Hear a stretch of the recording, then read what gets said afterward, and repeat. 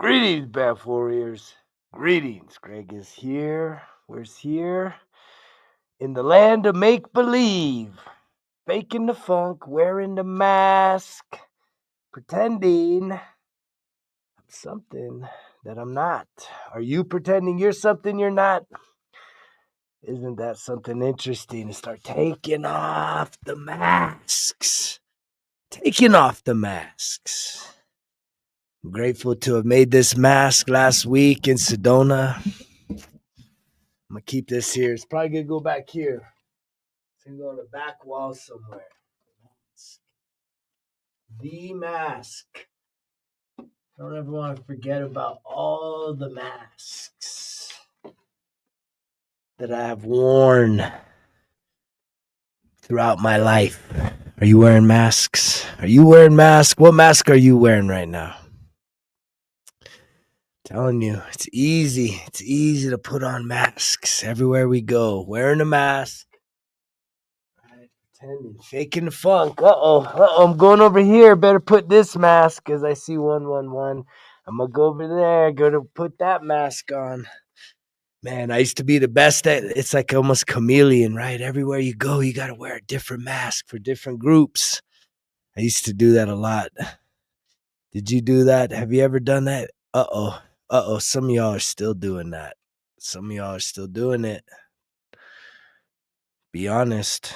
Some of you all are still wearing masks, right? And a mask could be something as simple as just how you talk, right? If you have like a different way that you present your language and, with this group versus that group, you may not think that's a mask. You may not think that that's like you have told yourself that you have the freedom to talk that one way with this group and one way with that group, right? And it's all about acceptance, fitting in, right? We want to fit in, get in where you fit in, and some of y'all got to fake the funk to do that. Because you can't just be yourself. You can't be your true and authentic self everywhere you go. Or can you? Right? Because maybe some of the places you're going, if you can't be the true and authentic version of you, right? Maybe you don't belong in those places. Maybe it's not about trying to fit into a box that requires you to check your truth at the door. Your true, the truth, the underneath the surface type truth. It's something I've had to rehabilitate inside of my personality, like at an extreme level in the past 13 years. Because I know that when I was if I would go to a family function, I got to act one way. I could tell you when I went to church, I'd be acting a different way. When I was at work, whole nother guy. Hanging out with the fellas on the weekend, there's a whole nother dude there. Hanging out with a wife, there's another dude hanging out with the kids, whole other motherfucker. Man. It's a different person everywhere I go. But no longer, that's not it no more. You know how freeing it is when you get to your truth? When you get to your true, like the trueness of who you are. Do you know how freeing that is? How liberating it is when you could just be yourself? And guess what? If people that have known you for all the years don't like it, guess what? It's not even your problem. That's their problem. See, but that's where most of us can't do it, is because we want acceptance and we're afraid. Are you afraid? Can you even admit that you're afraid? That you're afraid to be honest, your true and authentic self? All right, there's so many people out there. You're playing pretensies. Pretensies as an adult. You're still playing small. Right? You're still having to be people pleasing for acceptance because you're worried about it. That matters to you, right? How high up do you rank being accepted, feeling like you belong? And yet, here's the sad thing. when you have to wear a mask. I'm going to pretend to be everyone's best friend here. When you got to wear a mask to fit in, do you think that those connections are based on authenticity or it's based on bullshit? Dude, if you can't be your true self and yet you put yourself in environments where people you're putting on an act, right? And yet people like you for the actor. What does that say about you? How desperate are you for validation? How desperate are you to feel like you're validated? Seeking that approval from other people that we approve of you. You could be a card carrying member here because you're acting the part, talking the part, looking the part, walking the part, man. You're definitely one of us. It's a sad state out there. And I think you know what made it even worse? You know what made it even worse? Wearing masks? Cancel culture, wokeism, right? Being woke. Anybody woke out there? Because when we started seeing people get fired for like political views, for social issues, stances on social issues, you would get canceled. Trust me, that made people act even more inauthentic, more disingenuous, because people are walking around afraid. Uh-oh, I can't tell my truth. I better walk on the eggshells. I better put on a mask. I better make sure this mask is all they see me as, nothing more, just the mask. I want to get canceled, right? It's rough out there. It's rough out there when you're walking around conflicted within. I remember it. I used to be it. I used to be a total walking contradiction. And I know that when I look around and I people watch and I see people, I'm not judging them. It's obvious to tell when somebody is not living in their truth. You want to know what's one of the biggest indicators that someone doesn't know their true self? You want to know what one of the biggest indicators is? Dang, I wish I still had one. I threw them all away. I literally threw away all my jerseys. All the jerseys. I don't think I have any team's gear at all. Fuck, man. And I used to be the biggest sports fanatic. But when you see people walking around with all the team gear, right? What's authentic about that? It's not your team. Oh, you're a fan. It's just a fan. But if you listen to the language, you're more than just a fan because you're saying it's your team. When I say that this pen is my pen, it's my pen, right? When I say this cup is my cup, it's my cup, right? I bought it. When I say this hat is my hat, it's my hat. And even I can look at a logo and say I made that too. So it's mine. But when I'm literally sitting there saying that a professional sports team, which I've never played on, never worked for, is my team, that's wearing a mask. You're borrowing someone else's credibility. You're borrowing someone else's legacy because you want affiliation. You want affiliation. The same is true with all material possessions, right? When you wear the brands, if you're all Gucci'd out or whatever'd out, all the brands, right? From any of them, you name it. If you're just a big brand person walking around with labels, You're borrowing on someone else's credibility. That is inauthentic. It's inauthentic.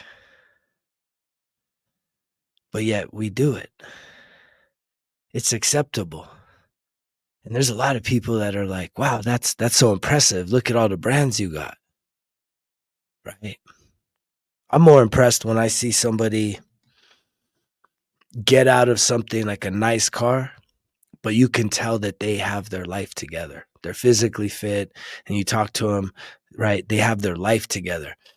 Seeing someone that's rich, but out of shape, unhealthy, that's not impressive to me at all. Ever, ever, ever is that impressive because it shows a lack of discipline, but it also shows a lack of integrity to yourself. You're borrowing on other people's brands, their values, and you lack your own.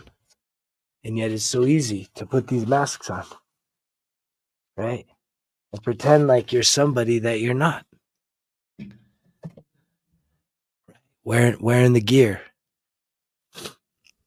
talking a certain way with this group, talking a different way with that group, right? When you have to be a different version of yourself at work, at home, at church, at the store, in the community, can you sit there and ask yourself what's going on with that? Why is that the way it is? As I see 1, 2, 3, let's go. We getting fired up here. Faking the funk. And I used to be the best. I mean, I still obviously have those skills. Like if I wanted to blend into any type of group, it would be so easy for me to do. It's easy for me to do, to blend into groups. I mean, that's literally been probably part of my survival skills that I trained myself to do is needing to feel like I belonged, needing to feel I was accepted. And so it's like I can easily chameleon myself into just about any group out there.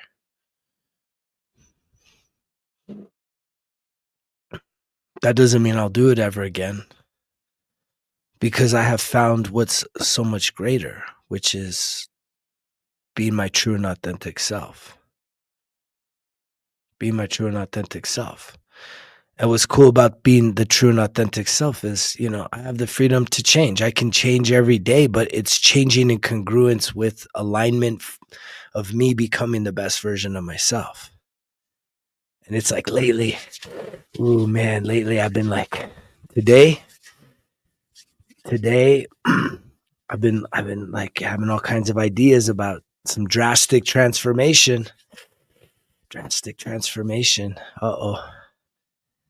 But at least I'm like, I'm gonna sit on it. I wasn't gonna just do an impulsive thing. I started doing some research about it and saying, okay, it's probably something I might do in the next few weeks is gonna probably shock some people,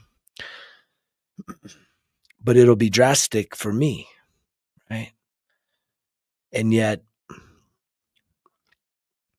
we're in a beautiful time right now of the year, spring. Today we had spring showers. It's been so dry here in northern New Mexico. And we literally had like rain, snow, hail, torrential downpour for the first time, and I can't even remember. I don't even remember last time that we've had moisture like that. It's been too long, way too long. But when it happens, it's like it's so refreshing after. It's cleansing. And there's something really powerful about us as humans looking at ourselves in the mirror, looking at ourselves within and saying, what can I cleanse? What needs to be refreshed about me? What needs to be cleansed?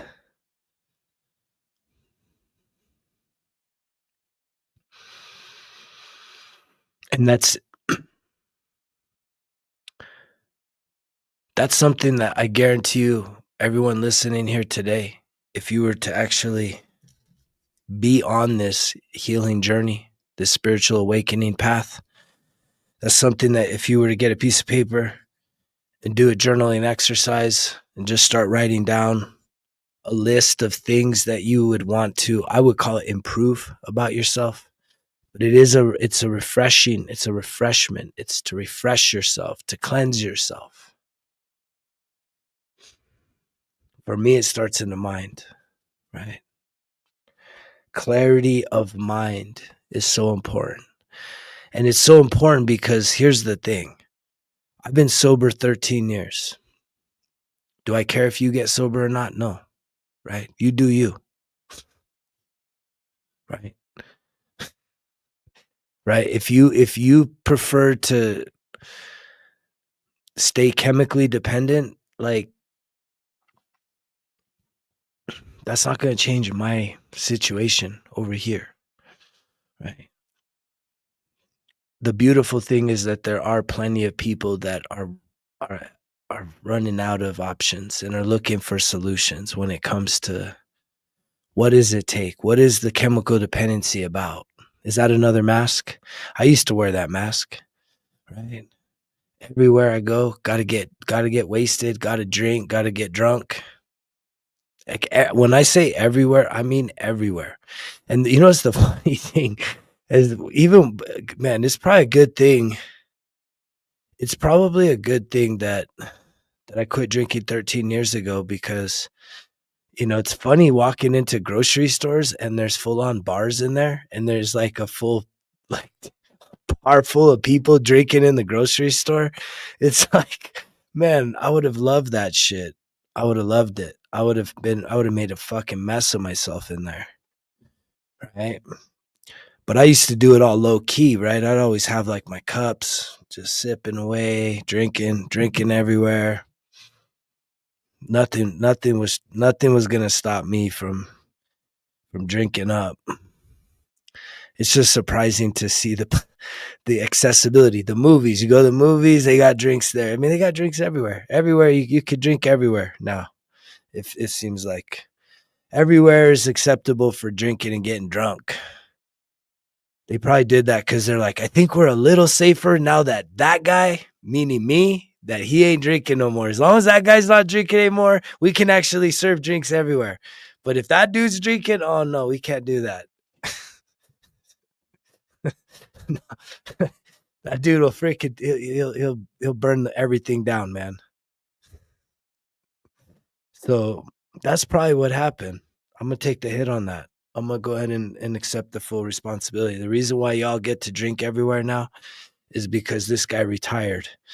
And they said, oh man, it's safe now. It's safe. It's safe.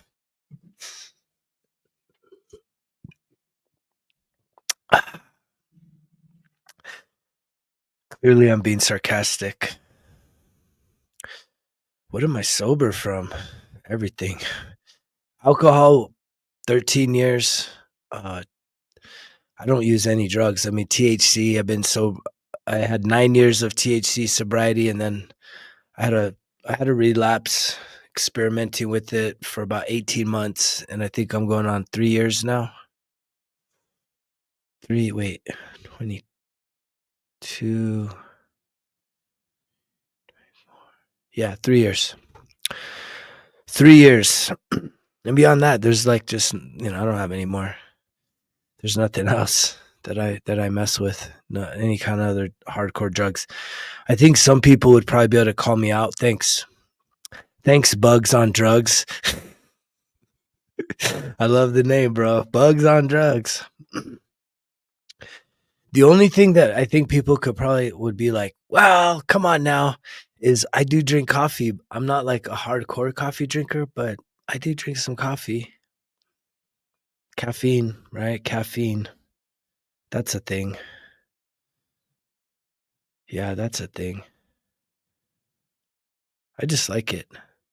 For me, it's like even nowadays in my coffee in the morning, I get like this really good plant-based mushroom protein, and I put that in there. And if I do use creamer, it's plant-based, it's zero sugar. So that's another thing too. I don't know.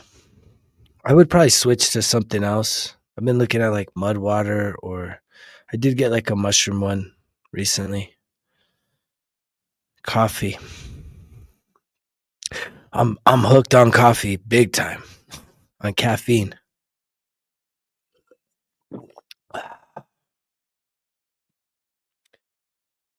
But when you think about the masks and faking the funk, you have to really think to yourself, is it really about having fun when it comes to the substances? Or is that just a story? I can tell that in the recent, this past week, I've been really understanding more and more the stories that we tell ourselves. There's some stories that I'm still telling myself that I'm like, man, these stories are fucking null and void. They need to be deleted, but they still want to show up. We tell ourselves a lot of stories, and it's all rooted in the past. It's all rooted in our wounds. It's all rooted in our traumas. And I know that at the core of what I do, that's helped me to reprogram the limiting beliefs, right? Has been the journaling, reflecting, writing things down, right? That's the basis of reprogramming, and especially just telling the new story, creating the new story, writing the new story. And it's so beautiful that, if you can have the courage to go back into your past and reflect with a clarity of mind, then you're absolutely going to be able to redefine what a lot of those really significant experiences that you've had, right? You can't just scribble it out and act as if it didn't happen, right? To me, acting as if the bad things didn't happen, the biggest indicator of that to me is people that self-medicate, that just are always constantly needing to be distracted, because not being distracted means to be present. And when you're present, that means you're really able to like kind of feel into your body, feel into what's going on inside of you. And that's where most people don't want to go. Most people want to run as far away from themselves. Thus, we're very disassociated with ourselves. And that's why we're wearing so many of these things. The masks. The masks.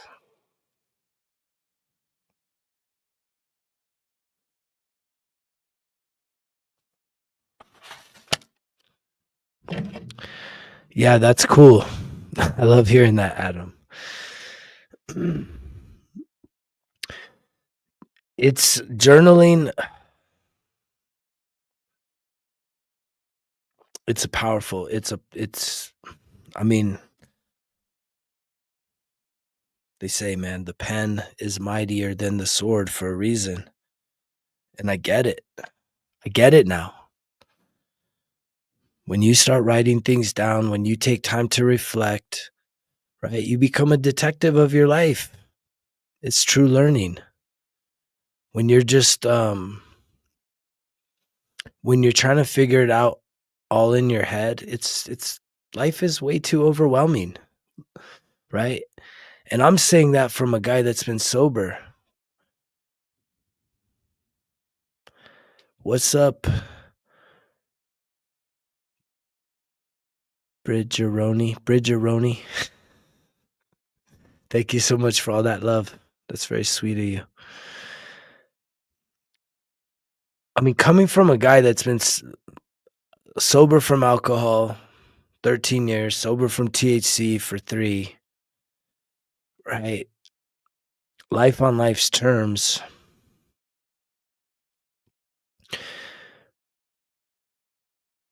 Life is very challenging. Like you're just like we're all experiencing so much challenge. And yet when I get on here, it's like I know I'm talking to people that are at different phases of where I was throughout that 13 years and some people beyond it, right? 15 years ago, just really self-destructive. And yet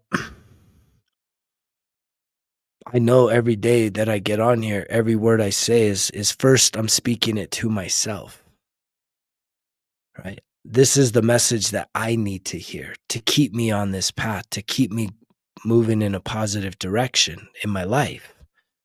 And I know that even throughout weeks and months and different, especially there's been so many like most people are just so overwhelmed by life in general that most of y'all don't even factor in that there's all these energetic things that are happening right now beyond just full moons and new moons, like solar eclipses and solar flares and Schumann resonance. And I mean, there is like a lot of high energetic activity that is descending upon this planet. And ultimately, we are all being impacted by this shift from like cosmic energies.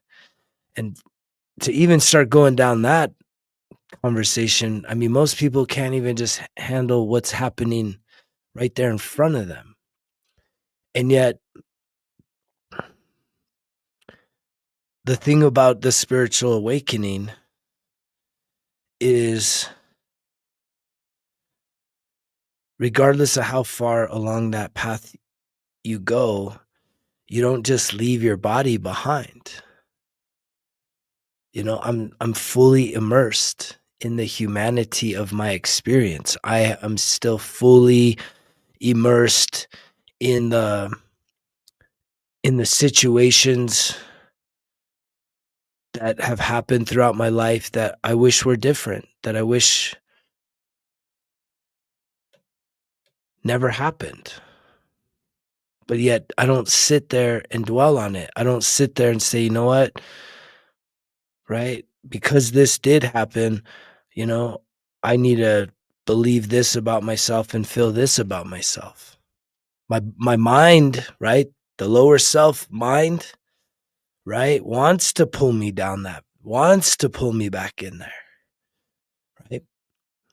Because it's relentless. And I can only just imagine, you know, I know where I used to be when I wasn't on the spiritual awakening path, when I was still very self-destructive and using chemicals on a regular basis. I know what that did for me. And I know how easily it was for me to just really get into a big time pity party and just go on like a whole bender, just check the fuck out. I was the master of disaster. Straight up.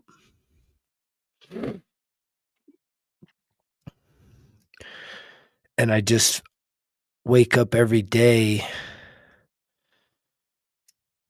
with an attitude of gratitude and realizing that I absolutely have the tools and the experience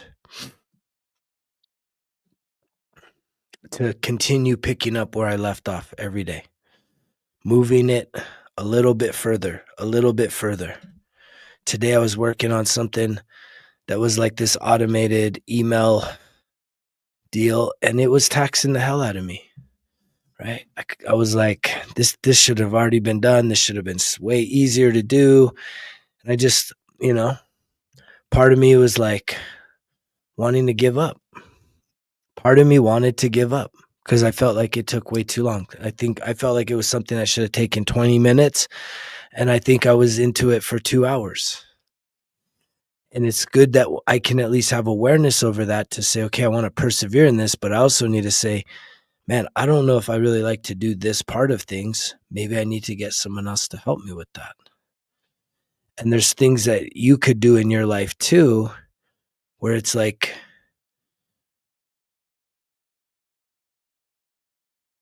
looking at the return on the investment. That's what that story was about today for me. It's one thing to say, "Oh, I'm willing to do whatever it takes," but it's another thing to say, "What's my return on this investment?" Right? What would it have costed me to hire somebody to say, "Hey, I need an email, an automatic email set up." What would that person have charged me? $50? Well, $50 is a steal for 2 hours of my time that I could have been working on other things. Even $100, right, would have been probably well invested to not have worried about it and had it like dialed in. And then it's just like, cool, it works. And I don't have to even think about it. And yet, time is our most valuable commodity. And there's a lot of those of you that are tuning into the content, tuning into this message, that you say you don't have time for fill in the blank, but that's not necessarily true, is it? You do have time. It's just the new thing is not a priority. And I catch that a lot with people that have pulled the trigger on this, the 1% Better Everyday Journal, right? I've tried to make this as seamless and smooth and easy, fun, right? Simple, easy to follow along as possible, but also to be effective, right? To help you develop a skill so that whether you go through all 4 volumes, that would be kind of a full year of this setup, or if you do it one time and you say, cool, I'm kind of figuring out some of my own things, which is cool as well. I kind of look at this as like, this is the training wheels to start helping people to re-engage in writing.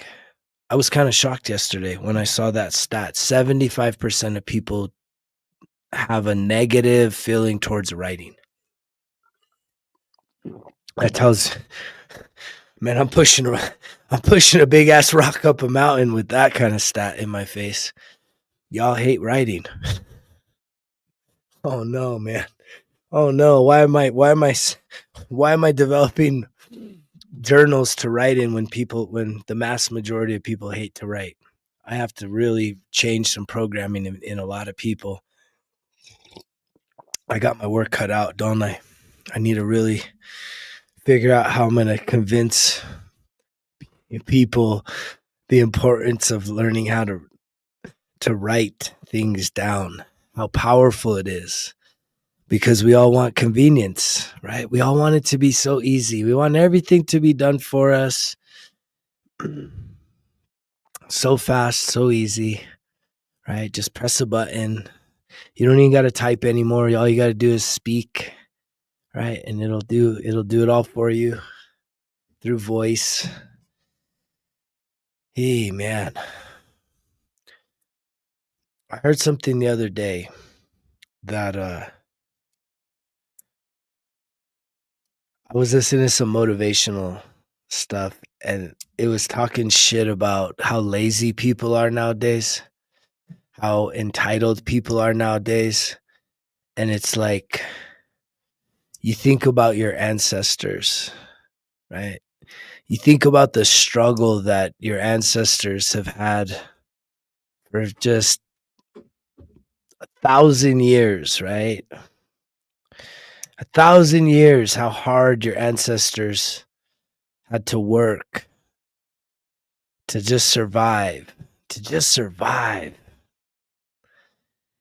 And then you look at the average person nowadays, and it's just like taking it all for granted. There's no honor there. There's no dignity. It's just like sitting back, overeating, overindulging, getting fat, getting lazy, getting sick. And yet there's literally no honor towards the struggle that your ancestors went through for you to even be alive, for you to have that existence right now, to have that connection. And I believe there's two lines of connection, right? You have your lineage, but you also have your soul. And that soul connection actually transcends the family ancestry. However, in this life, you can trace back your ancestry and just have an understanding that it ain't just all about you. And I believe that I'm somebody that has been strategically placed within this family ancestry that I am a part of right now to break those generational curses, to break the curses of just laziness and hopelessness and self-sabotage and addiction and violence and abuse. I mean, there's just so much packed in there. There's so much packed in. Just to look at my family and see so much suffering. And I think there's a lot of you that are actually tuned into content like this that are also being called to restore the nobility of your ancestry.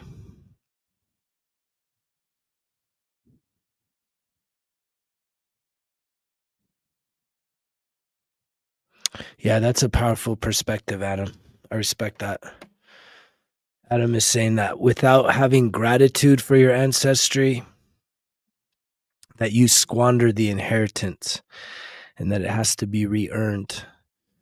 I think there's truth in that. I mean, but it's sort of like it's been passed on, we continue to pass the buck. It's, hurting people hurt people. It's like all the pain that I've had to release inside of my body, the pain, the trauma that I've had to release inside of my body at the soul level was passed on from this generation, that generation, and it's just it goes on and on and on and on and on and on. And so that's another part of it. It's like there's a legacy of pain that we're all holding inside of us, right? Which is like to say that your pain isn't even your pain, right? The pain usually comes from the external. That's what the trauma is, right? It's like when you're a little child, someone that has authority over you. I don't always just say mom or dad because there's so much brokenness in our society that it's just the child experiences the wounding from a variety of characters throughout the familiar connections, and it's all passed on pain. It's a perpetuation of pain and suffering, and I'll be damned if I don't make a dent in helping people to free themselves from that. It's not an easy task, I'll tell you that. I had someone tell me once, "You really like challenges, don't you? You don't like easy shit." Like, I don't know. I do like challenges. On my strong days, on my really good days, I'm like, fuck yeah, I love challenges. And then on those really challenging days, I'm like, fuck, why does it, oh man. Did I really ask for this? Did I really ask for all this challenge, all this difficulty? It's a beautiful thing though when you face it, when you can face the challenge. And that's why I believe it's so important for us to connect, right? For me to continue getting on here. I'll be honest with you, before I got on here tonight, I'm like, I don't, let me just rest tonight. Just rest. I was like having a conversation with myself. We should just rest tonight. And then there was another part of me that's just like, but you have a service to fulfill, a duty, a calling to fulfill, right? I'm not just doing this for the dang likes. What keeps me going is my own barometer. I have my own guiding light. So it's like, it doesn't matter, right? I'm not sitting here and comparing myself to anyone else. What are they saying? What are they thinking? Like, how fast do they grow? None of that shit matters to me. So I stay very much just focused on what's in front of me. And yet earlier this evening, I had, right before getting on, I was like trying to get myself an out. And that's this, it's the same voice that wanted to get for me to have an out tonight is the same voice that wanted me to skip out on a workout, that wanted me to skip out on eating healthy, that wants me to skip out. It wants me to skip out on fucking everything that would benefit me. And I almost guarantee you got that same voice inside of you, right? That same naysayer voice, that same doubtful voice, questioning voice, right? Playing it safe type voice, right? Trying to rob you of the inheritance, trying to get you to just stay complacent, stay stuck, act like you're helpless, right? Maintain that victimization persona, keep wearing all them masks because you don't believe in your true self. You don't believe that you're good enough to be your true and authentic self. Knowing that it doesn't matter. You can be your fake self. People aren't going to like you. You could be your real self. People aren't going to like you. So what the fuck does it matter? Be your real self. At least you can sleep at night. At least you'll have inner peace. If you don't have inner peace right now, it's because you need some truth serum.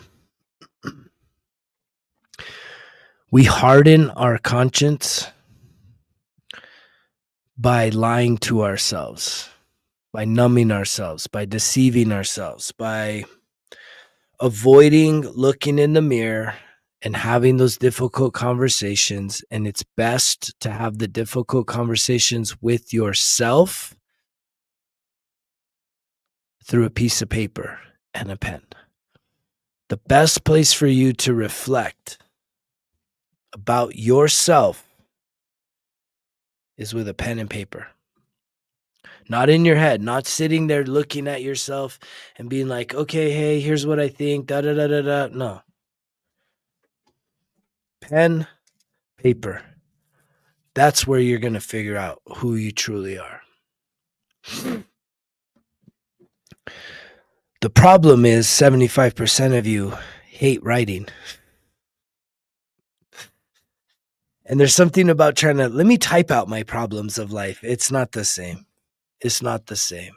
Anybody that's ever tried it, anybody that's ever tried the journaling, right, and has actually stuck with it because you've seen the benefits of it, you know, it's not the same to be there trying to type out your, okay, here's what my feelings are today. It's like, it's not the same than literally sitting there and putting the pen to paper and really expressing yourself, getting the things that are going on in your head. It's the way that you clear your mind.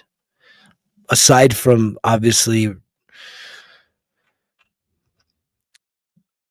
giving up the vices that distort your mentality, the chemicals. But the number one way for you to clear your mind is through pen and paper. It's reflection. It's true reflection. It's the most beautiful process. If you're sitting there right now and you're like all stressed out, right? Take this challenge. Take me up with this task. Get yourself a notebook. I almost believe everyone has a notebook there at the house that's probably half used, right? A quarter used. You bought it some time ago and it's just sitting there and it has all these blank pages. So y'all have that. I would highly suggest you think about getting this, the 1% Better Every Single Day journal. However, if it was the difference between you ordering this and not journaling, I would much rather have you go down to an office supply store or even get on the Amazon and order yourself up a notebook. Whatever it takes for you to do it. I can tell you, I heard a stat yesterday that it said if you were wanting to get into shape, right, physical fitness, it says you're 10 times more likely to hit your goals nutritionally, physically, if you hire a personal trainer. Why is that? Why are you 10 times more likely to hit your goals if you hire a personal trainer? Right? It's because it's two things. One, you're making an investment, and most people, right, if you can find the courage to invest in yourself, you're right. You're not. We get it so wrong when you're kind of in that poverty mindset. It's like every dollar matters until it doesn't matter, and when it doesn't matter, it's like they always say, the drunk always has money for booze, and the smoker always has money for cigs, but they don't got money for shit else.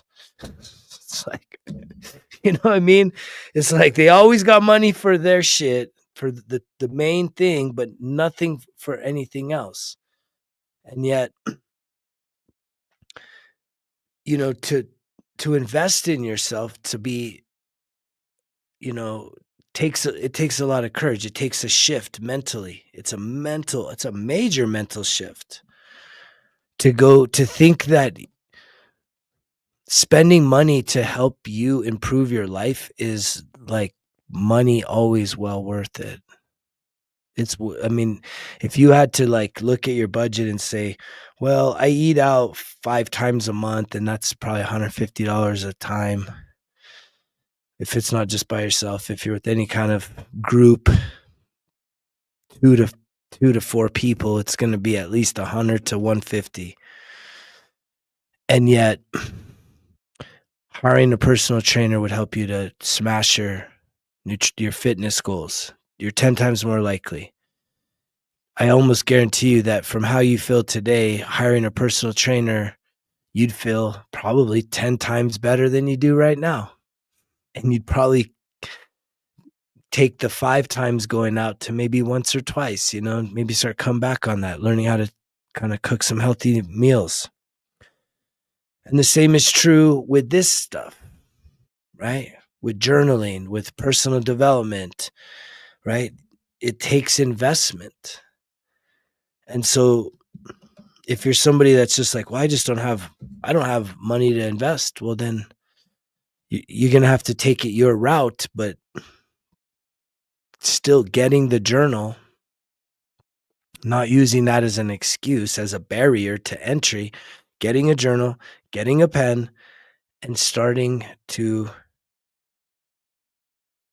write some shit down, figure out your life.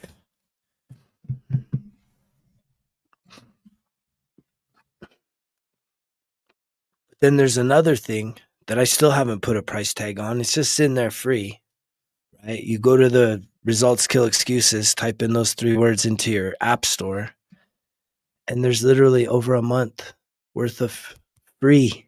This is actually free. You do got to print out the worksheets though.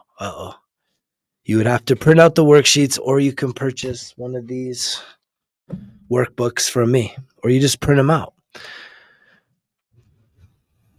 And that's just that I put that up there for that because I guess I thought I was going to be inspiring people to start investing in themselves. And there has been a lot of people that have done that and have progressed to getting more. But I think there's a lot of people that when there's no investment, I don't know how many people out of 100. How many people out of 100? 2 people?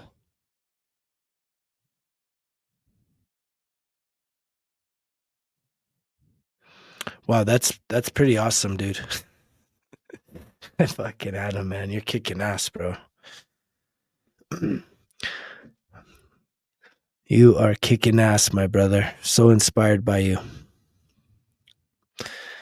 Miles too. He's a longtime master of disaster like me.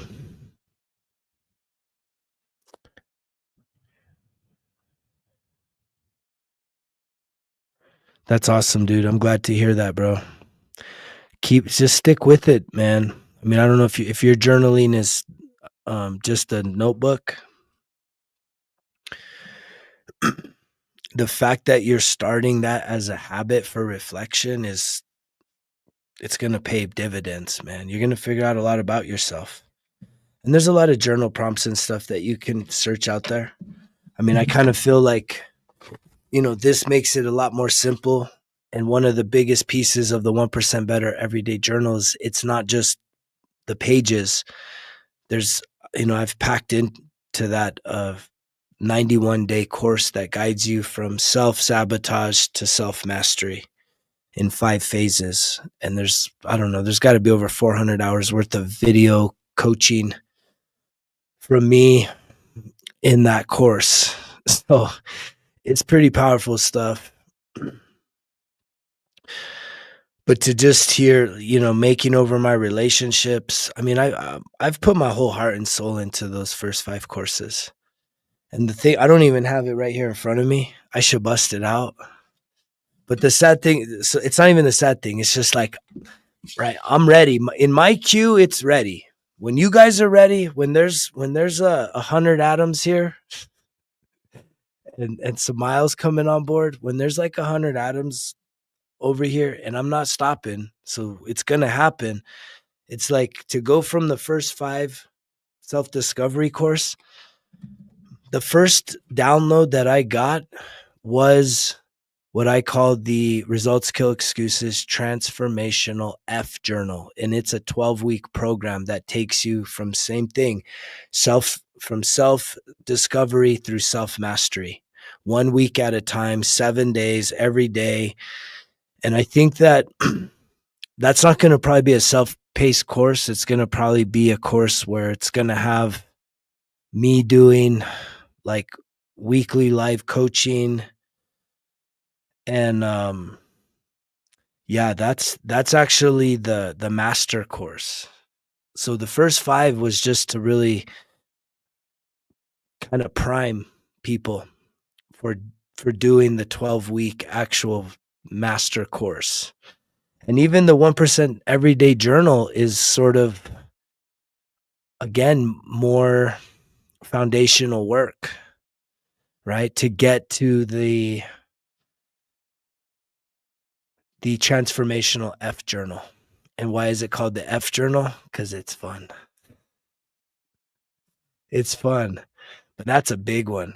I almost feel like I should walk away from here, take a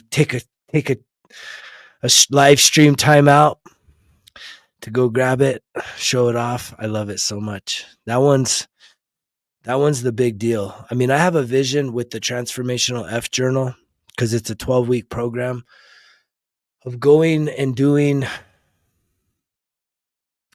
probably like 3-day. It's like to do like a 3-day workshop that basically condenses all the 12 weeks into what, it'd be 3 days.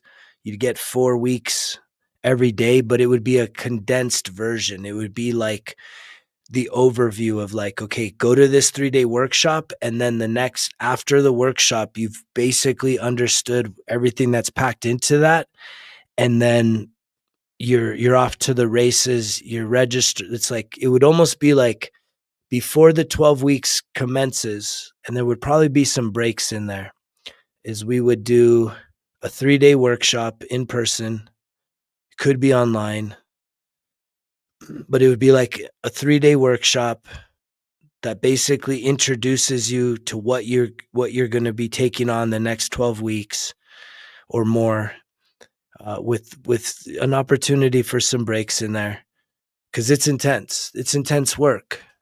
But what's crazy is I spent a whole winter 2 years ago, not this past winter, but the winter of 23 into 24, and I couldn't sleep.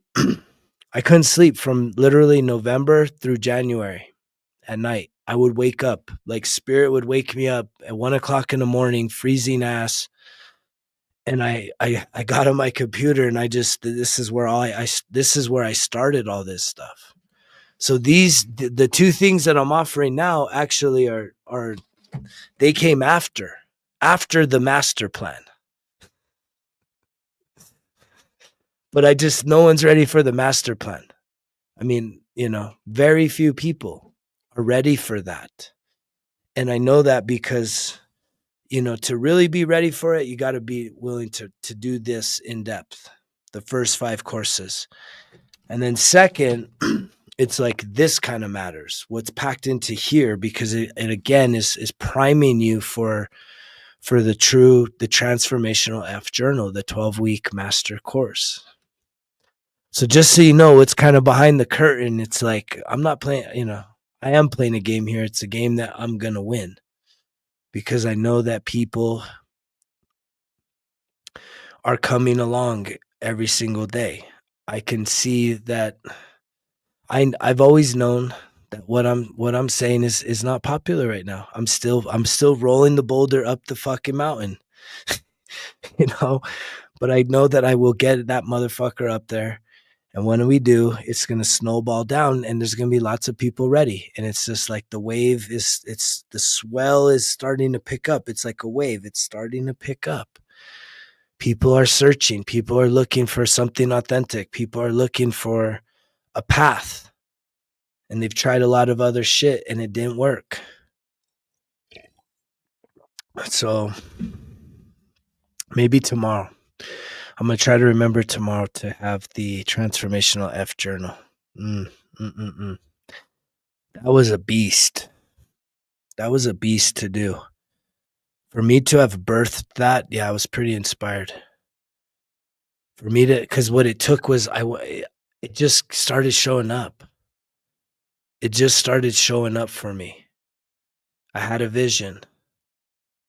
And I even have a sketch in one of my journals. See, that's why I think journaling is so important, you guys. If you want to know why I believe in journaling so much, man, because all of these things, guess where it started from? In journals.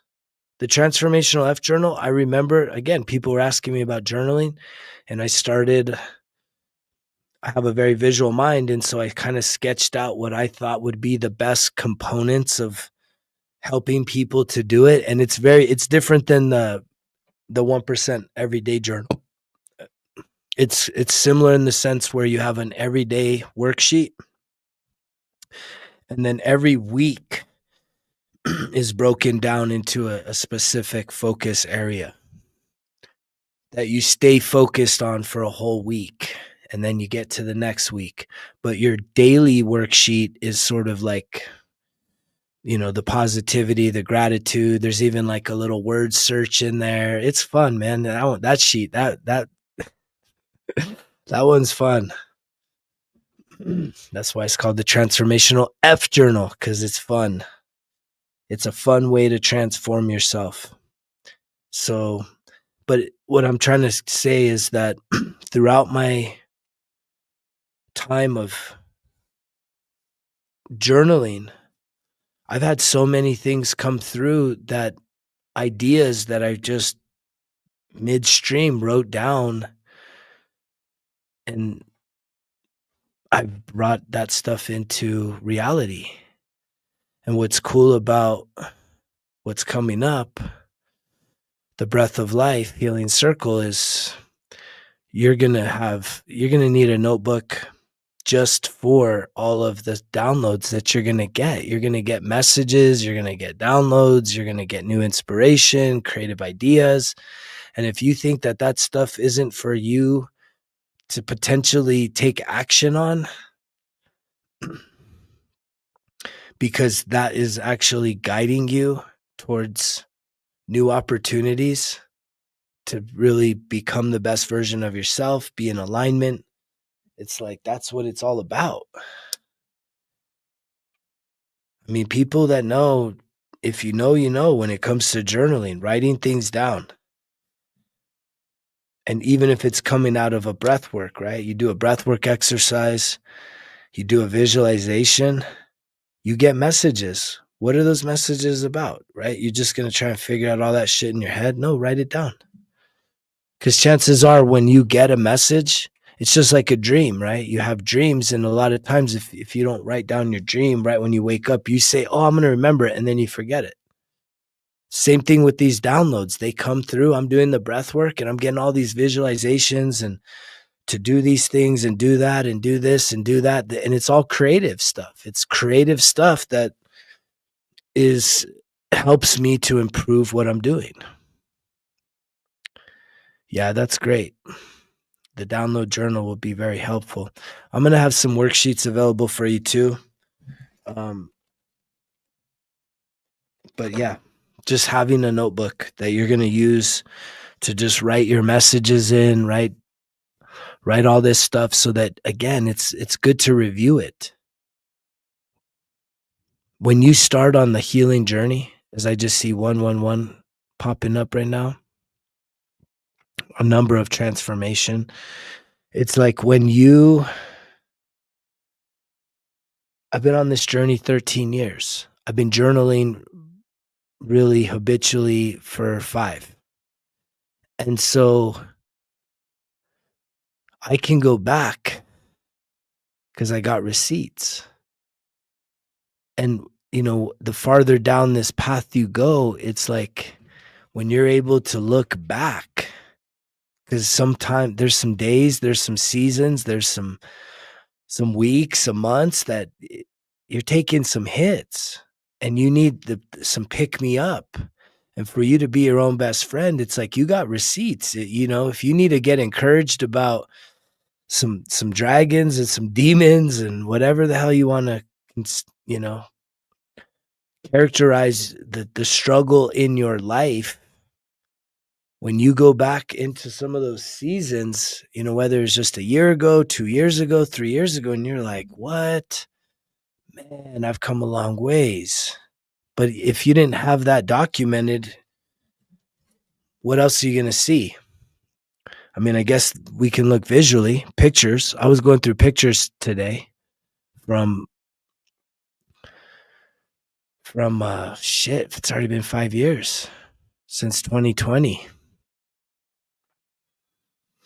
2020, yeah. I was looking April of 2020, right when the kind of pandemic had hit, man.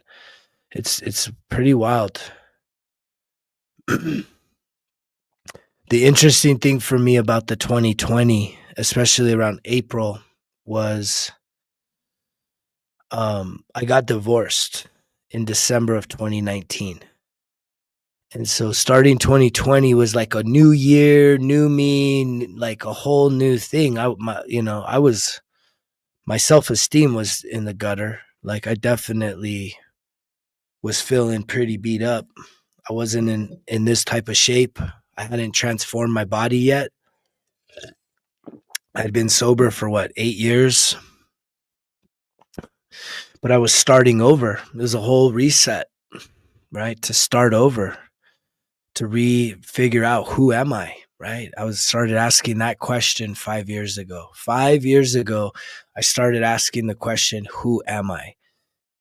And a part of that was also putting myself out on the market to see, well, because I was like, who's going to love me now? I'm 41. I'm old. Who's going to love this guy now? Man, oh man. And I have a lot of gratitude for those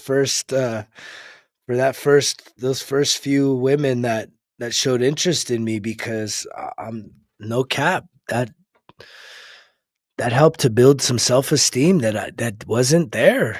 It wasn't there on its own. I was fucking down for the count. I mean, I had just 2019 was a fucking really rough year. That must have been I should look that up, but that must have been an enemy year.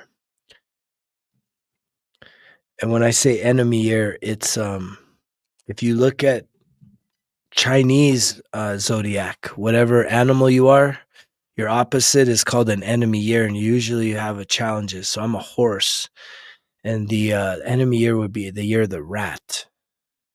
I would have to look that up.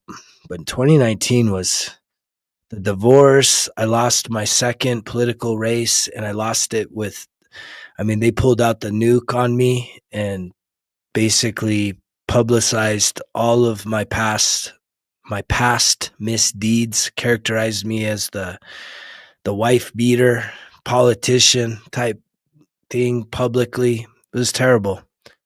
Right? I went from being the front runner, the shoe in, you know, the guy that was going to change my community to like the opposition said, "Look, man, we got this shit. You're going the fuck down, bro." And they waited right before the early voting too to just fucking assassinate my ass, politically speaking. Yeah, that was painful.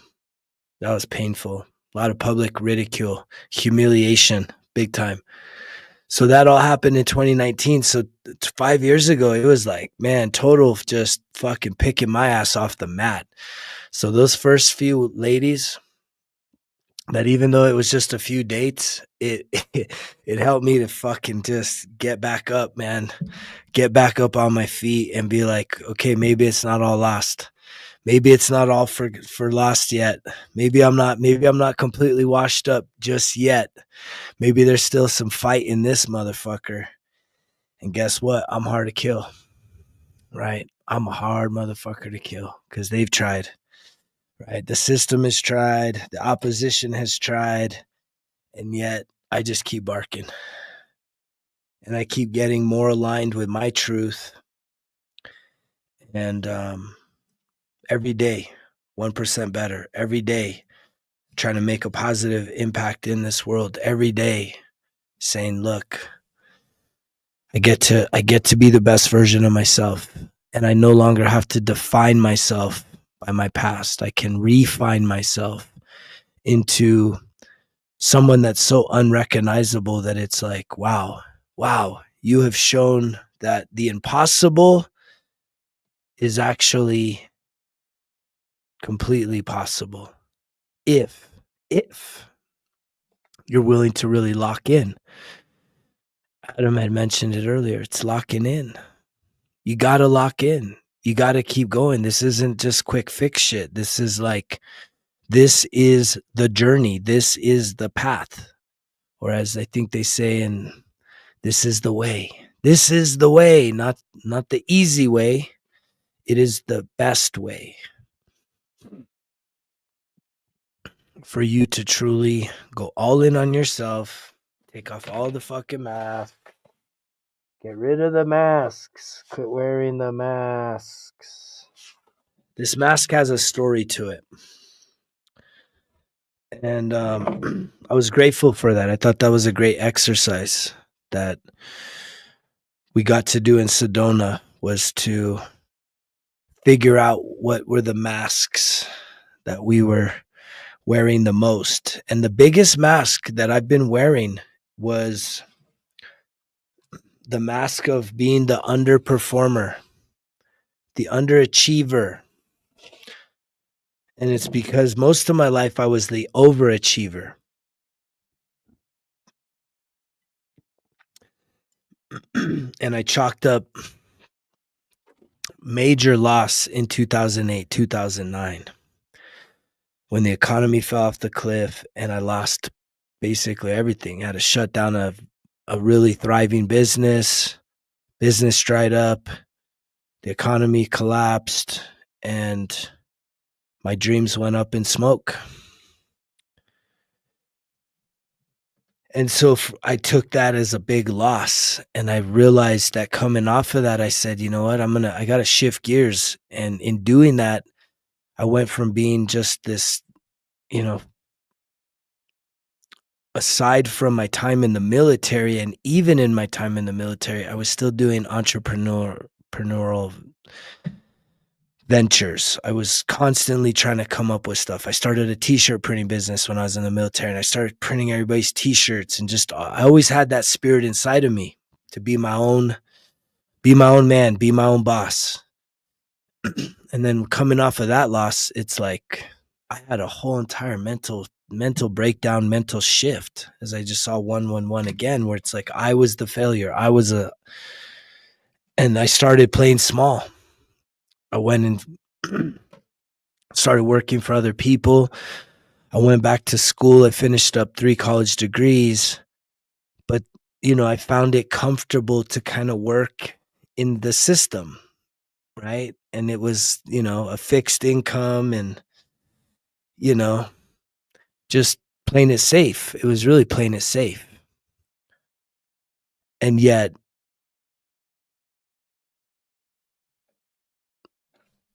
that happened 2008, 2009, 2010. 2012 was getting sober, hitting my rock bottom, and I still played it safe. So this comeback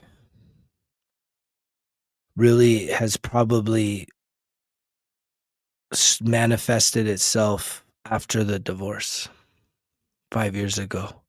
I've been on this journey of rekindling that fire inside of me. But in the past, I mean, I've always done the creative stuff, and that's why, it's like the logo's mine, the t-shirt, the designs.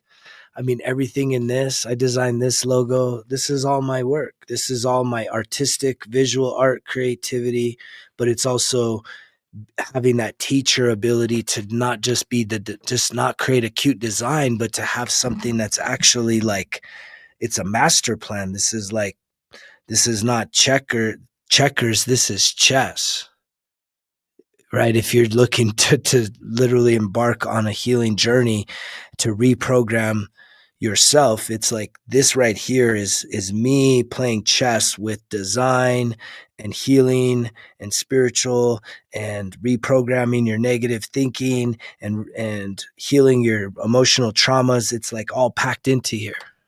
The 1% Better Everyday Journal, right? The first 5 courses, the app. I mean, I'm actually utilizing my creative talents in that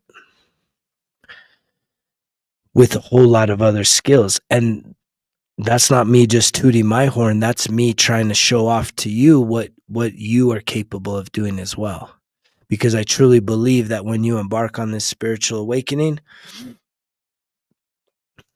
every skill, every talent, things that you did and you said, I don't even know if I'll ever use that.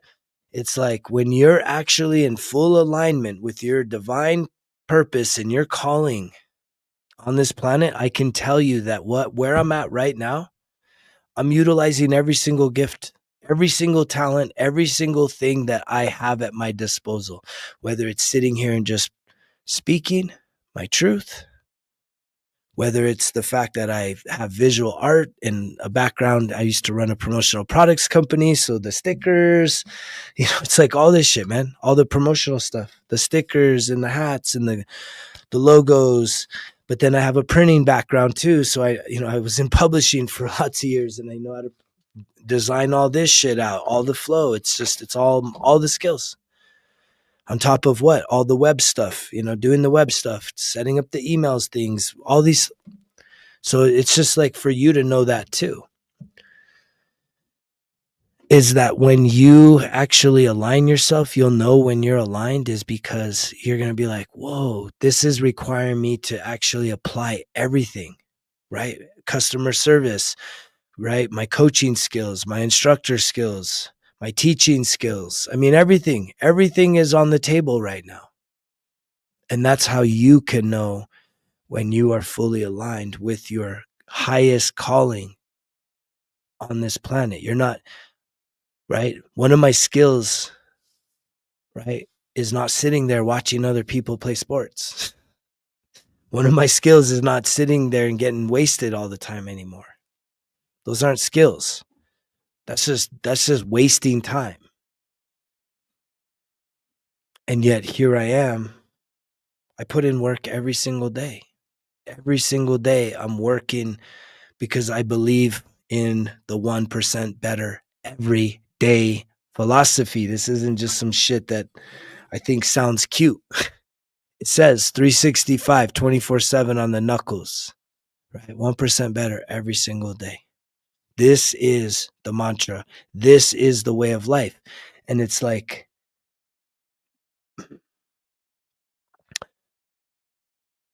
you have to reframe it. If you've always been a worker your whole life, right? You've always worked for other people. Yeah, that saying is intimidating. No days off every single day? Huh? What about holidays? What about weekends? What about my birthday? It's like, that's got to be intimidating. I get it. You're like, what? Every day? But think about it. When you're misaligned, when you're just a worker, yeah, you do need some time away from, right, the servitude, right? You need some time away from that. That's not what I'm talking about. No days off is talking about doing life. You taking care of yourself so that when you are in those environments that feel forced or you're settling for, you're still putting in work to make you the best version of yourself going into there, so that even when you go into there, you might start to relook at this and say, I think I could do better. So when it's no days off, it's because I'm in alignment. I don't need days off of life. Like, I'm not going to take a day off from life. I'm not going to take a day off from saying, do I want to do my morning routine? Do I really want to listen to positive affirmations today? It's Sunday. Why would I want to listen to positive affirmations on Sunday? Or it's Monday morning. I don't want to listen to positive affirmation. No, what the fuck? Every day. Every day. Every day. I press play. Different ones for different seasons, stuff I'm going through. If I need like a fire breathing day, I mean, we're listening to some fucking, you know, some fucking gangbuster shit, man. Fire breathing, motivational, just kicking ass so fast you don't even have time to take names. But if there's other days that I'm really just not feeling the self-love and I'm like feeling fucking a little down on myself, man, I'm listening to shit that's going to pump up my self-esteem, my self-confidence, my belief in myself. But it's every day. This is not there's non-negotiable. The other thing is journaling. The other thing is breath work. The other thing is spending some time grounding myself, just as simple as kicking off my shoes and socks in the dirt, hugging a tree, whatever it is, to just center myself, spend some time in nature. This is every day. This is what keeps my cup full. I posted a video recently on my 5 daily foundations for keeping my cup full. Yeah, no days off. Now, does that mean that I hit the gym every day? No, I don't do the gym every day. I do need days off from the gym. I'm not that guy, right? I'm 46 years young. I want to still be hitting the gym when I'm 76.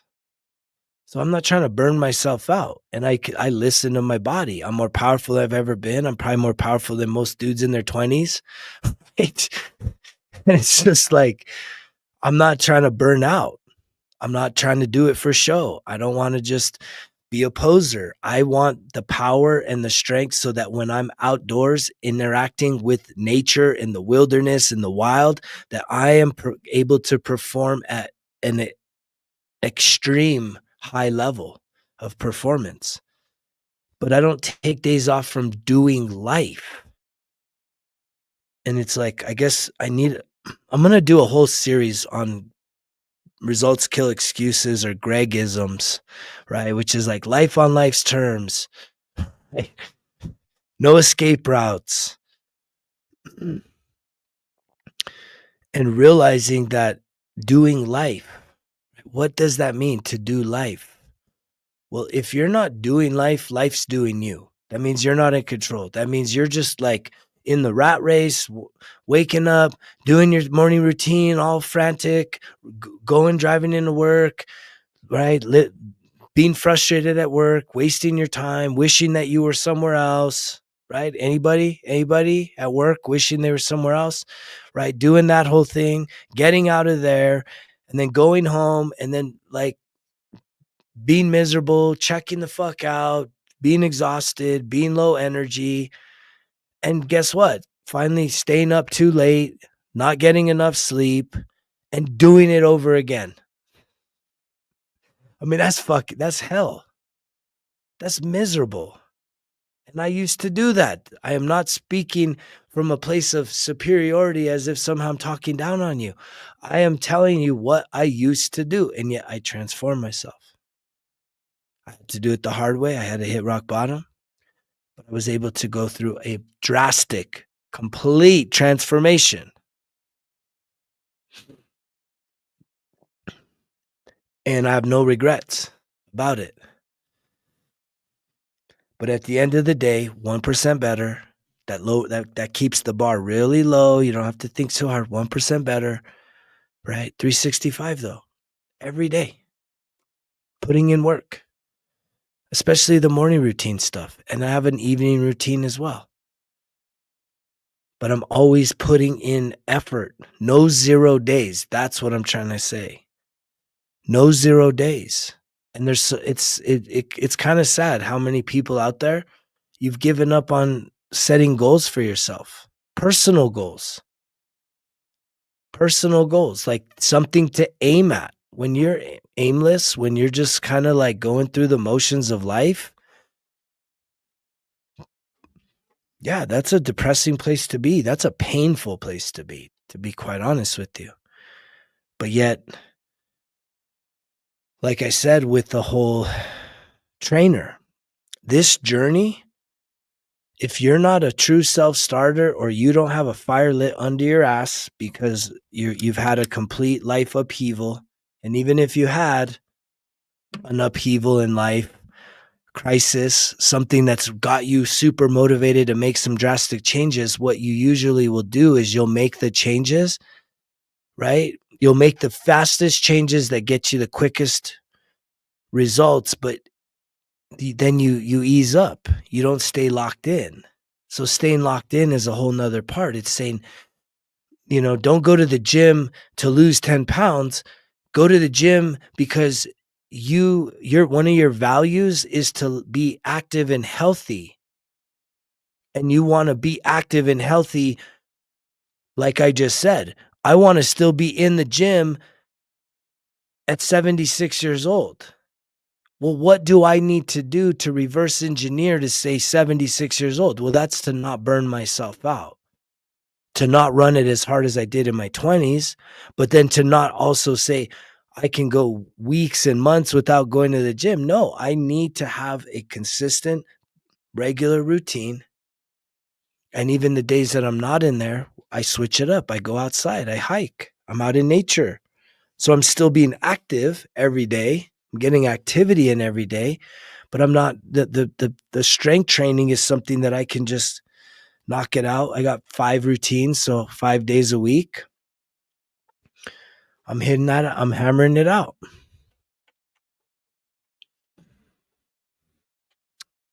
But I had mentioned something earlier where it says you're 10 times more likely to achieve your fitness health goals if you hire a personal trainer.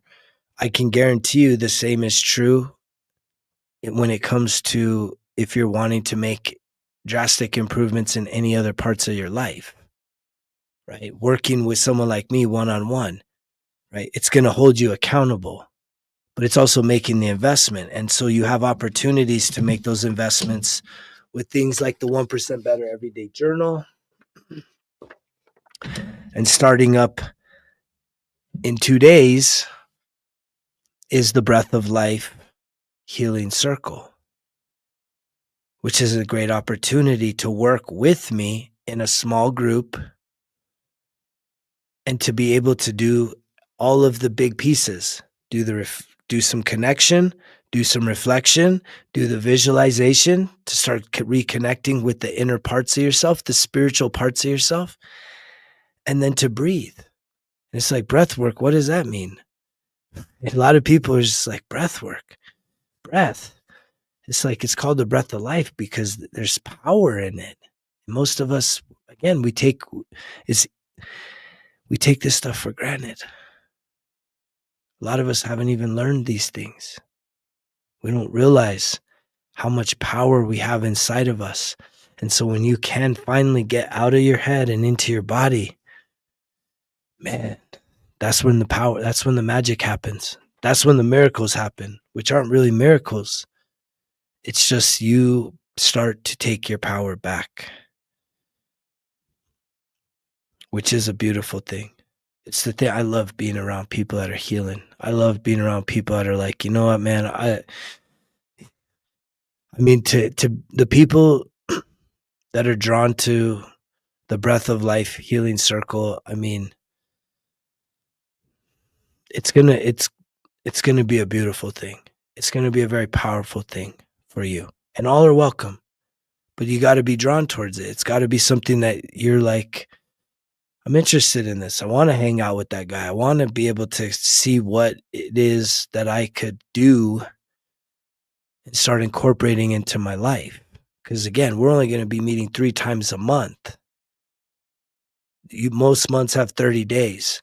So that means you have 10 times more opportunity that you need to do these practices. I'm going to teach you, and you're going to be able to start incorporating this stuff into your everyday life. That is doing life versus life doing you. Making time for these, prioritizing these things so that you truly do start to empower yourself, take your power back.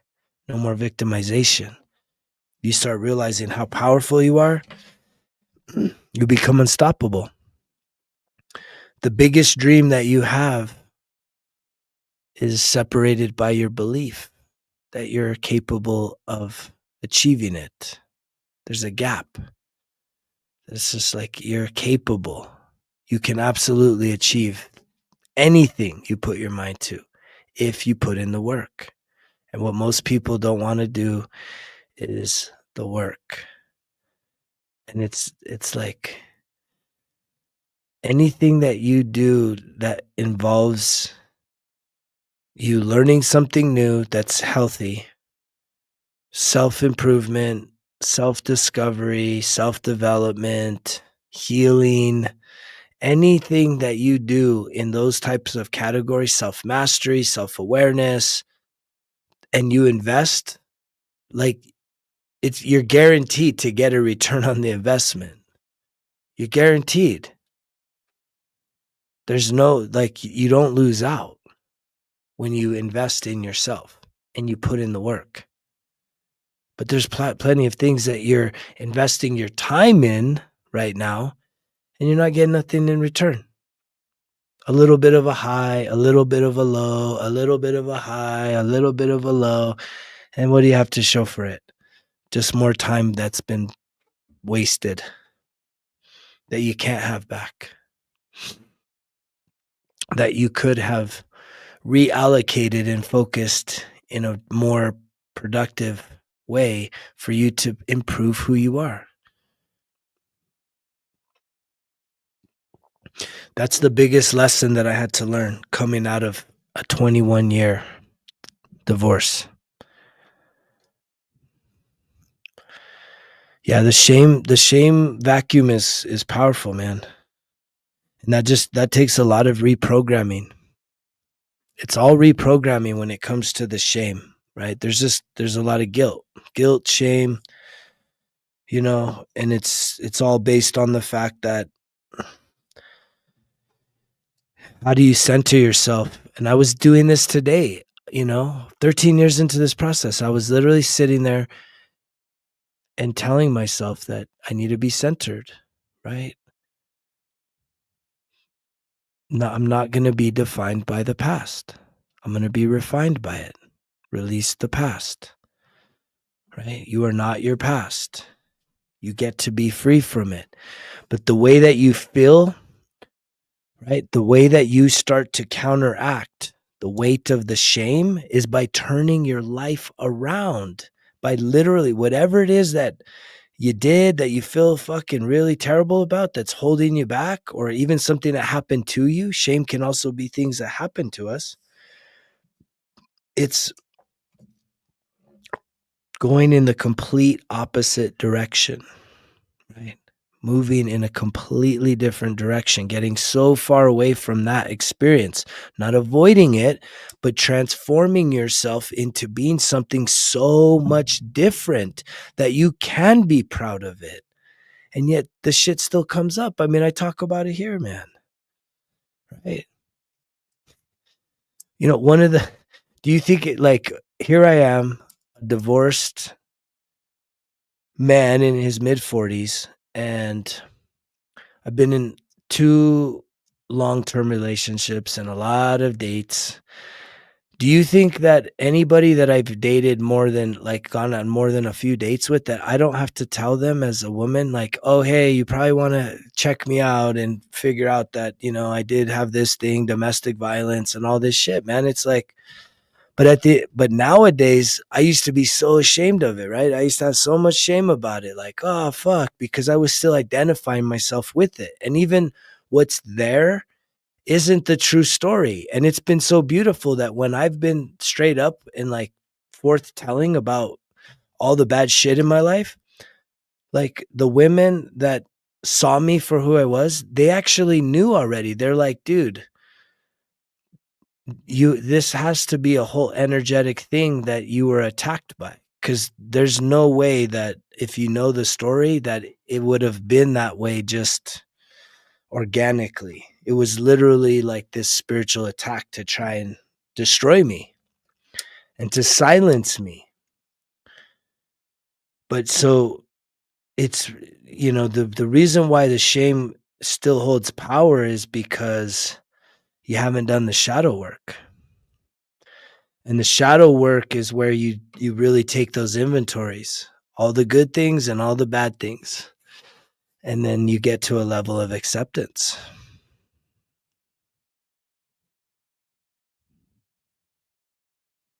Yeah, it's a controlling energy. I mean, and that's the other thing. So I don't know if I talk a lot about this, but in the Breath of Life group, we'll cross this bridge, which is clearing dark energy.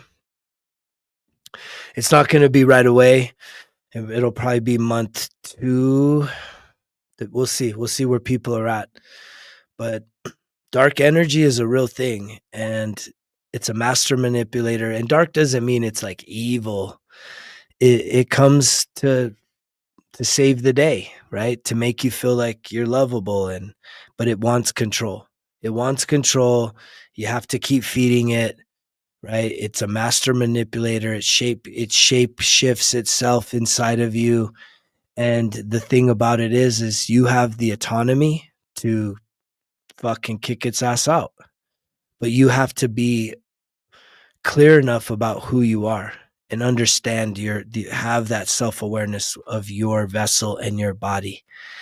And you have to be willing to go in there with the light, shine the light, and accept the good, the bad, and the motherfucking ugly. I love you too, bro. I love all you guys. Right? So I hope that you would join me. Come and join me for this Breath of Life experience. It's going to help a lot of you out, man. You're sitting there on the sideline and, like, I don't know, what is that thing? It's a golden ticket for you, right? It's a golden ticket because you don't have to overthink it. You don't have to have a big plan and strategy, right? I'm going to do a lot of hand holding, but it's a very clear process where we're going to do we're going to connect. We're going to do life review, and you can keep all that shit private, right? You don't have to, like, show, oh, here's all my stuff. Maybe some of you might want to, though, because I heard this when I was in Sedona. They said healing occurs in the presence of an empathetic audience, right? There's a lot of healing when you can hold a container that's not judgmental and that people have empathy, that you feel safe to be seen and heard. And this happens here. You guys are doing it right now, just in this chat. It's powerful, right? Just jump in. Just take that leap of faith. Just take the leap of faith. It's an hour and a half, 3 times a month. It's like a little more. It's what I'm gonna do is the start time is at 9 a.m. Mountain Standard Time, but I'm gonna do like a 30-minute, like more of like a social. So we just kind of like get the social out before. So come early, and then we'll get to work. We all need this support, and that's the beautiful thing, man. Is that's why I've turned my life back around to say, okay, great, I've made it this far, right? How can I now be of service so that other people, men and women, right, don't have to feel alone? I had a woman reaching out to me earlier today, just total crisis in a relationship type situation, and that just, there's something that feels fucking good, man, about helping people, which is healing, and doing it from an authentic place. And some of this shit is scary. I mean, I know that it's scary, but we just we gotta, when we do it together, it feels a little less scary, I think. But when we're all constantly by ourselves, isolated, and even being with people, you can still feel super alone because you're holding back so much that you would like, that you need to say, that you need to express, that you need to share, that you need to get the fuck off your chest. And it's like, I'm not doing therapy here, right? We're gonna just, because therapists, they're in a box, right? They are just for talk. I'm for healing. I'm for breakthrough. I'm gonna take you beyond anything that you thought was possible, because we create these stories that somehow we need to be guilty and filled with shame and grief and anger and frustration and all these things for the rest of our lives. And it's like, no, you don't. You can let it go. You can let it go and just keep letting. Sometimes you have to keep letting it go every fucking day. Sometimes you just keep letting it go, right? Sometimes you just got to keep letting it go. And eventually you hit a breakthrough and it's like, man, I feel fucking great. Wow. Wow. I can be happy to be me. I can wake up and be grateful for who I am, regardless of all the shit. And that's so freeing. That's healing is freedom. To heal is to release.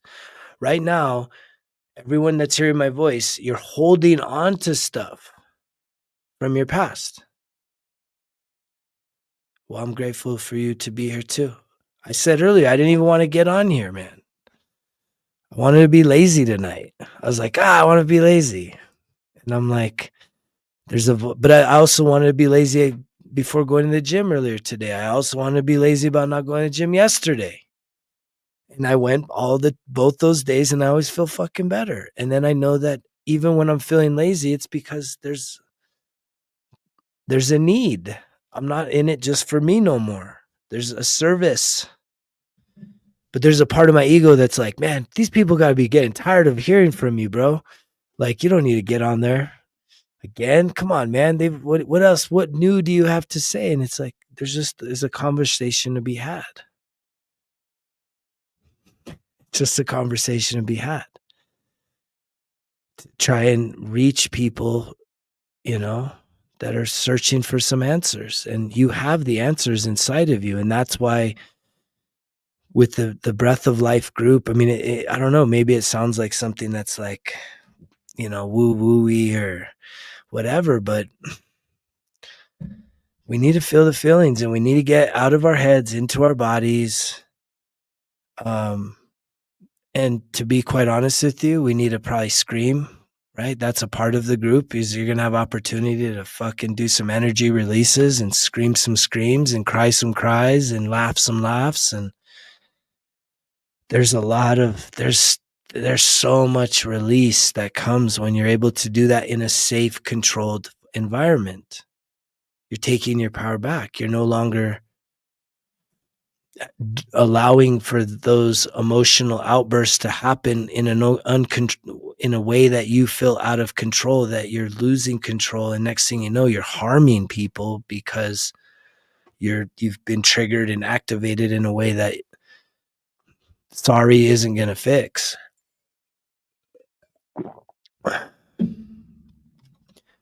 So this is the place to do that with the breath of life. That healing circle is be in a safe place, be somewhere where you can not really, all you need is you do need some sort of a notebook, paper. I'm going to post up probably tomorrow some worksheets for everyone that signs up for that. You can print out and just have a notebook, a pen, a comfortable place to lay down. And hopefully it's a place where you can be undistracted for up to 2 hours. And know that in the breath, I posted a video. If you haven't seen it, it's on the website under the Breath of Life link. But it's worth looking at.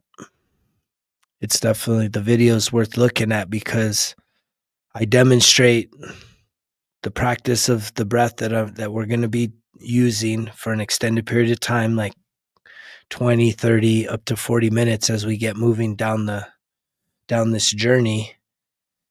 But in that, there's some releases, and they're so fucking powerful because it's just like in the breath, you literally just, all right, man, let out a release, right? I kind of coach you and say, all right, it's right now would be a really good time if you're thinking about letting out a release, and you just grab a pillow or a blanket and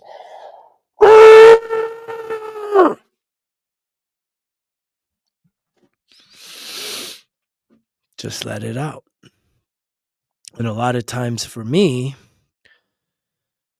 I'll go from that anger, right? That rah, like 3 times to then something triggers inside of me, and then sadness, right? Sadness starts to overflow, and it's safe. So beautiful. That's healing, man. That's release. Healing is release. And so, to be able to do it in a container that's safe where you can release all this pent up energy inside of you, right? It's like you empower yourself now because you realize that there are absolute places for you to do it. And like even at the gym, it's like the gym is good, but it's not the same. It's not the same. For you to literally just fucking rage for, it feels like forever, but it's, most people, you can't be, if you've ever tried something, I would love to do it on this, but maybe in the Breath of Life group, we'll do it where for 30 seconds, I'm going to try and provoke people to just be angry. Hey, thank you, Forever Heroes. I really appreciate you popping in, man. Thanks for connecting with the message. I hope to hear more from you anytime, anytime you feel compelled to give a response, but I appreciate it. And it's just, but I don't know if you've ever done this, but it's like you set like a 30-second timer and you just try and just do this on your own. When you feel safe, go outside or even just in your house. If you're by yourself, give yourself like a 30-second timer and just try and be as mad as you can. Rah, rah, rah, rah, like, but yelling and just angry. It's like 30 seconds of that and you're man, you want to pass out. It's too tiring. It's too tired. It's like you feel good though, because you're smoked. You're like, man, I can't do this. I can't do this. And then you just know that if you're just every time that you haven't expressed your anger, but you have felt frustrated, you felt angry, you've suppressed it, and all that energy is stored inside your body, and it's taking its toll on you. So what we are going to do is set you free from that. We're going to clear that 444 coming up. We're going to clear it.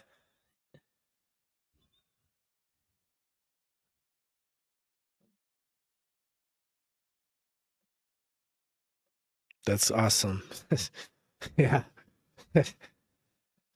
Yeah, I mean, there's power in that. And yet we're so, what's the word? It's like it's falsely reserved. And there's so many things that we just, we're afraid to express those emotions. But if you're anything like me, fuck, dude, I would fucking unleash on the wrong people. That's my shame.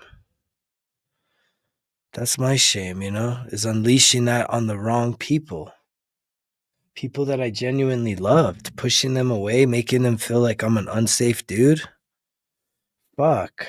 I'm supposed to be protecting these people, not the fucking enemy.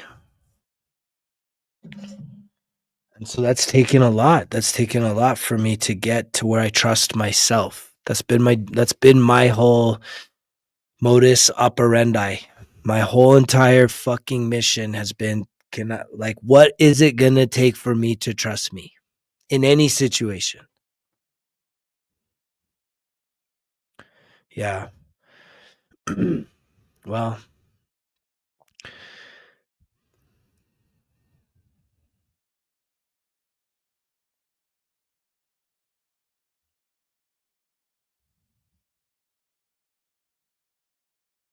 yeah, that's good, PJ.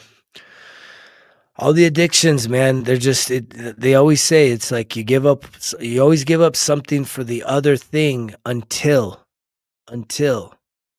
you deal with the root of whatever the compulsion is, whatever it is that's right, that it's giving you relief from.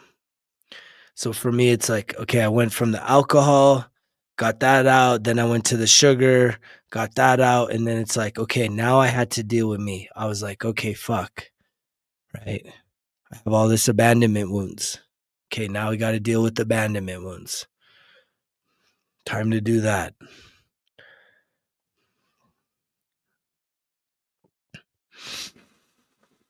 All right. Yeah, I've enjoyed the conversation tonight, everyone. Anybody that's considering joining that Breath of Life group, I definitely welcome you there. I know that if it's something you're thinking about, it's worth trying out, right? It's a golden ticket.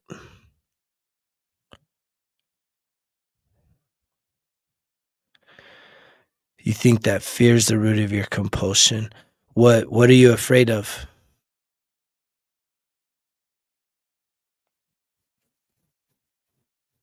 Do you know what you're afraid of? Do you want to come on here and talk about what you're afraid of?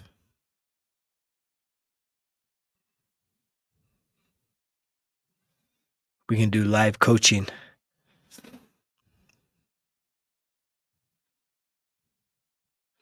Afraid of being left alone. Yeah, so then that obviously there's a root to that in your childhood.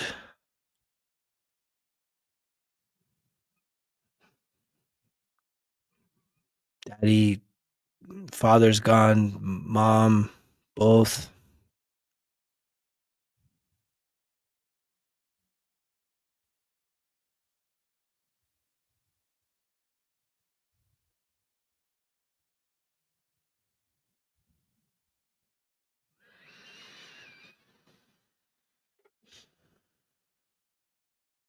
Mm,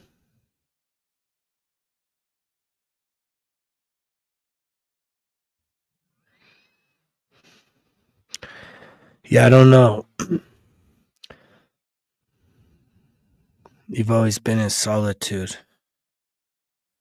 But even as a child,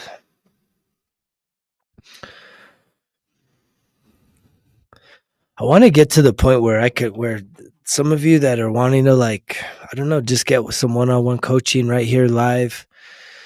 I think I'd have to, I'm always up for that.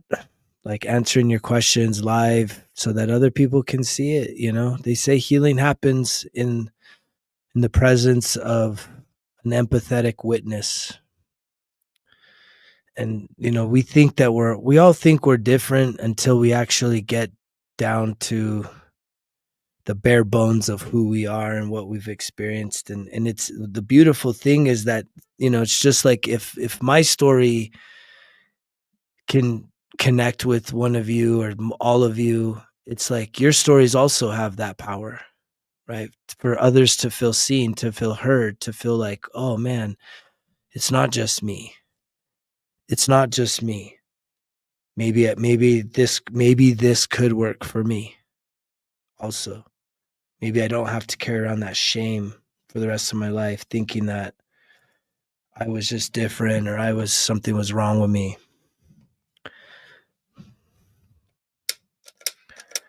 But yeah, I would love to be able to do that at some level. It's like if people are willing, but it takes vulnerability, right?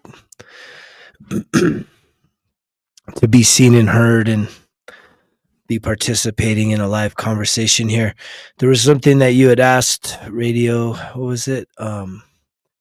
Getting so high on life.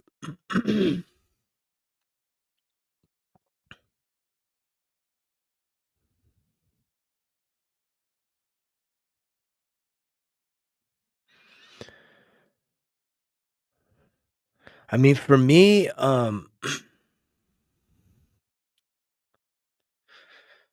think like for me, when it comes to getting so high on life, I mean, like this brings me back down. I think coaching people brings me back down. Connecting with people is what brings me back down because I can be pretty solid. Like I can be in like I think a lot of us maybe have like that lone wolf, right? It's actually written on here, right? The lone wolf was a part of my mask, right? The lone wolf, underachiever, but also the lone wolf. And what I've realized that I've had to do, what I've had to do is I put myself out here more and more and more and more is I've just I've been able to share my happiness because I have started to feel a genuine and authentic joy in my heart. And it's been able to share that with other people, whether it's just strangers, random acts of kindness, connecting with people, right? Giving a compliment to somebody, being able to receive a compliment, right? And it's like, I think all of us at the core root of who we are, we all desire like harmonious connection.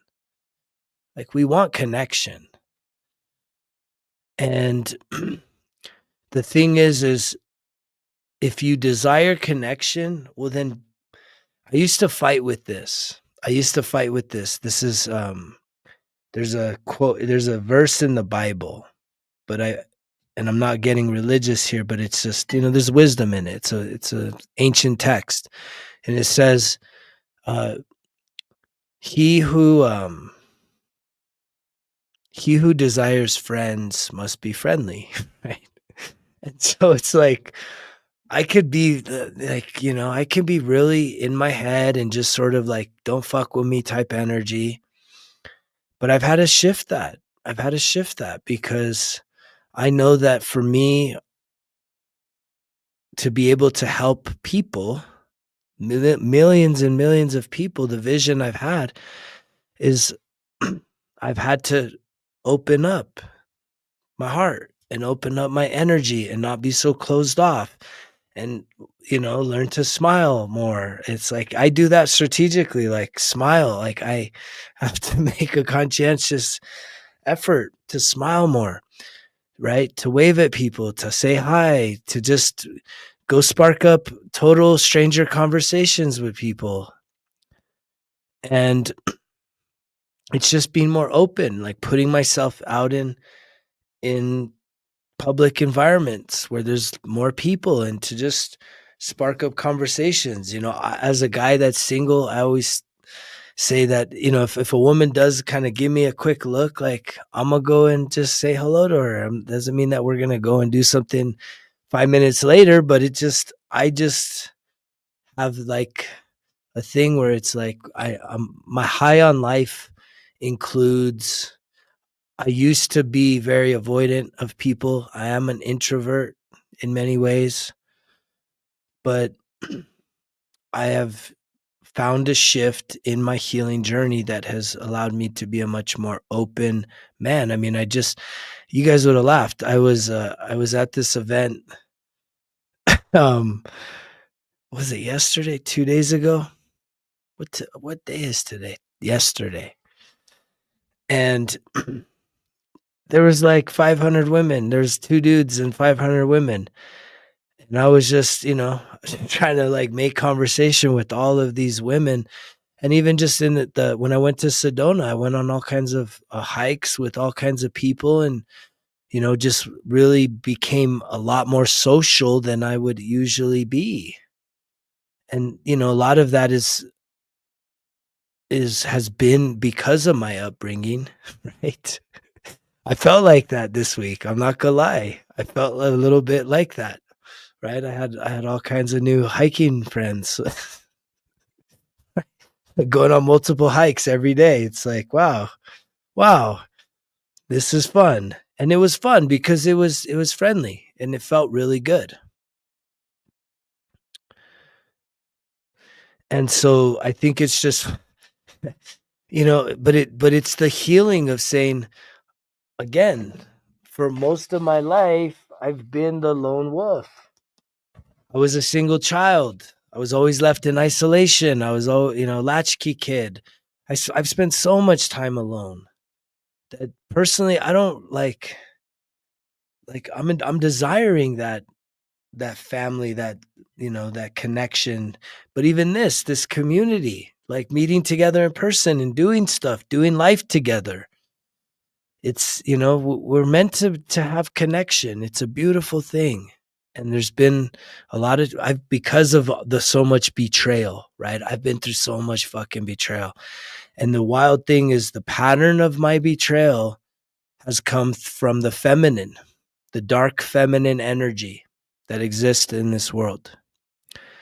And it started with my mom. It started with just, girlfriends and, employers and coworkers. I mean, I've experienced it at every level, man. Dark feminine energy, stabbing me in the back and you know, just causing me so much pain, man. So much pain that, I've had to, I've been on this healing journey to ultimately transcend that. And that's the beautiful thing is like I definitely walk around. It's a lot of confidence. It's knowing myself, my authentic self, right? I can be who I am, and I don't have to worry. I'm not worried what other people think or say. I can just be happy, nice, and kind, and outgoing, and it's been good. It's fun. It's fun to do that versus being closed off and being shut down and head down and don't look at me, leave me the fuck alone energy. That's not it. It's not it for me right now. I hope it never is.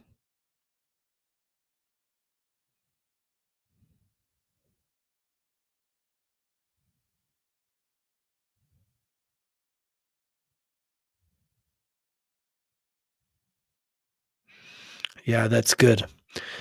I've had to heal it in a real way to where it's like I've done forgiveness rituals with all the dark feminine energy that's betrayed me and caused me a tremendous amount of pain. Tremendous amount, man. I've done everything I could to just keep my heart open just enough that I didn't just go total cold. Total fucking cold, man, cuz I could have went total cold, man. I could have went very cold and shut down. And I didn't let myself do that. There was something inside of me that said there's a better way, man. Right? There's a better way to do it. Just cuz they did that to you, that don't mean that you need to that should change your whole life. It's painful, but I've always left room for the powers that be, right? The spirit that is to deal with those karmic things. And it's, you even have to transcend this life. If I'm the one that's chalking up all the L's right now in this life, I probably, I dished it last one. I get it.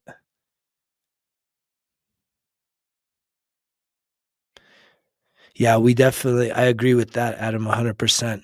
And that's the challenging part is because where I have felt the biggest shifts in my life have been in my singularity because I had to face myself.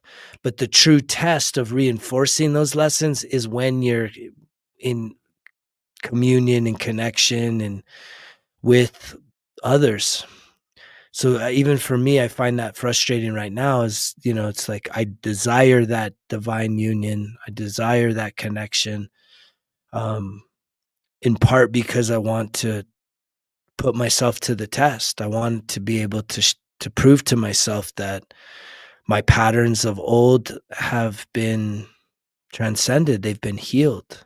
I've shifted who I am and how I show up, that I can truly be that divine masculine, be the rock, that the feminine is sort of like water, right? So I always think of like a peninsula on a coast, right? If you've ever seen the waves crashing on the rocks, like the rocks don't move, but the waves crash and psh, psh, and that's like the feminine.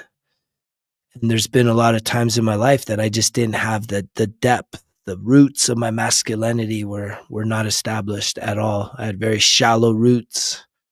I was very immature in how I might have presented as a man, as a lot of guys do, but my roots were certainly not there. And I was able to deepen the roots of my masculinity in extended periods of singularity, dark nights of the soul, and really balancing out the feminine energy within me, right? Healing that internal feminine energy, right? So that I could truly, because the feminine is really the keeper of the emotions. So a lot of men that are just emotionally unstable, right, and lack that emotional intelligence, is you got to connect with that feminine energy.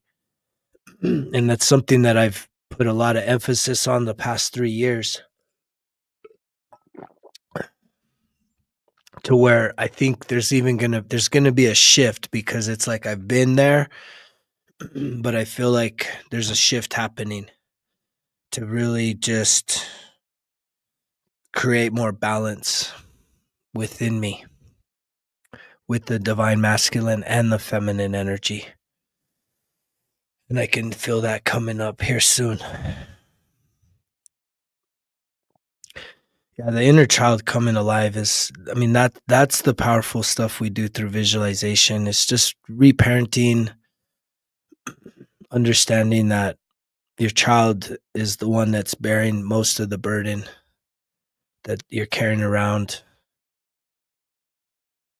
from the wounds. And so to be able to go in there and kind of do it's a self rescue is what it is. So you go in there and you do a self rescue, you start to reconnect, redevelop that part of you is still very much there. And to me, I what I like to say is, when you do the reparenting with your inner child, it's really like the fountain of youth. It's the fountain of youth, right? Because a lot of us, we're so fucking serious that we don't play anymore. We watch grown ass people playing games and sports, making millions and millions of dollars, but it's like we don't play. And it's like when you start to reconnect with your inner child, it's like you can kind of give yourself some free passes to go have some fun, go play, go have fun. I mean, I do it sometimes just at the gym. I'm the guy that's dancing and I'm just doing my own thing, man. Like in the store sometimes, I don't care. I just don't care. Like I'm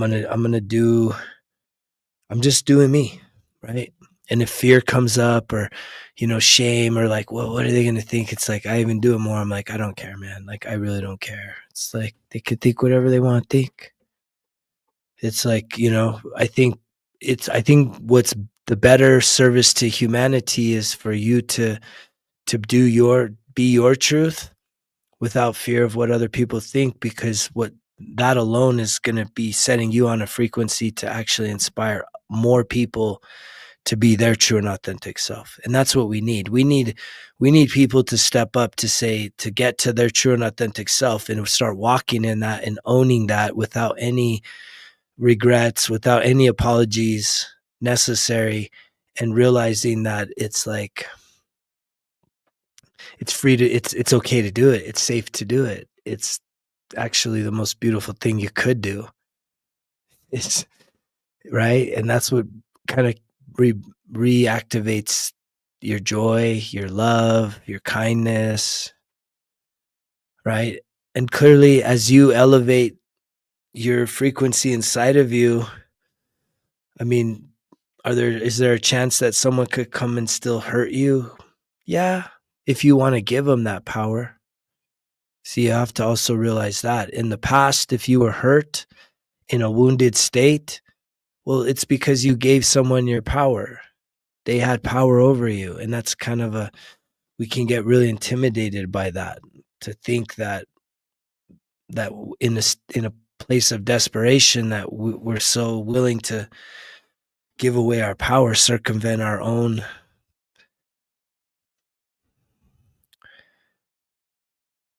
self-respect.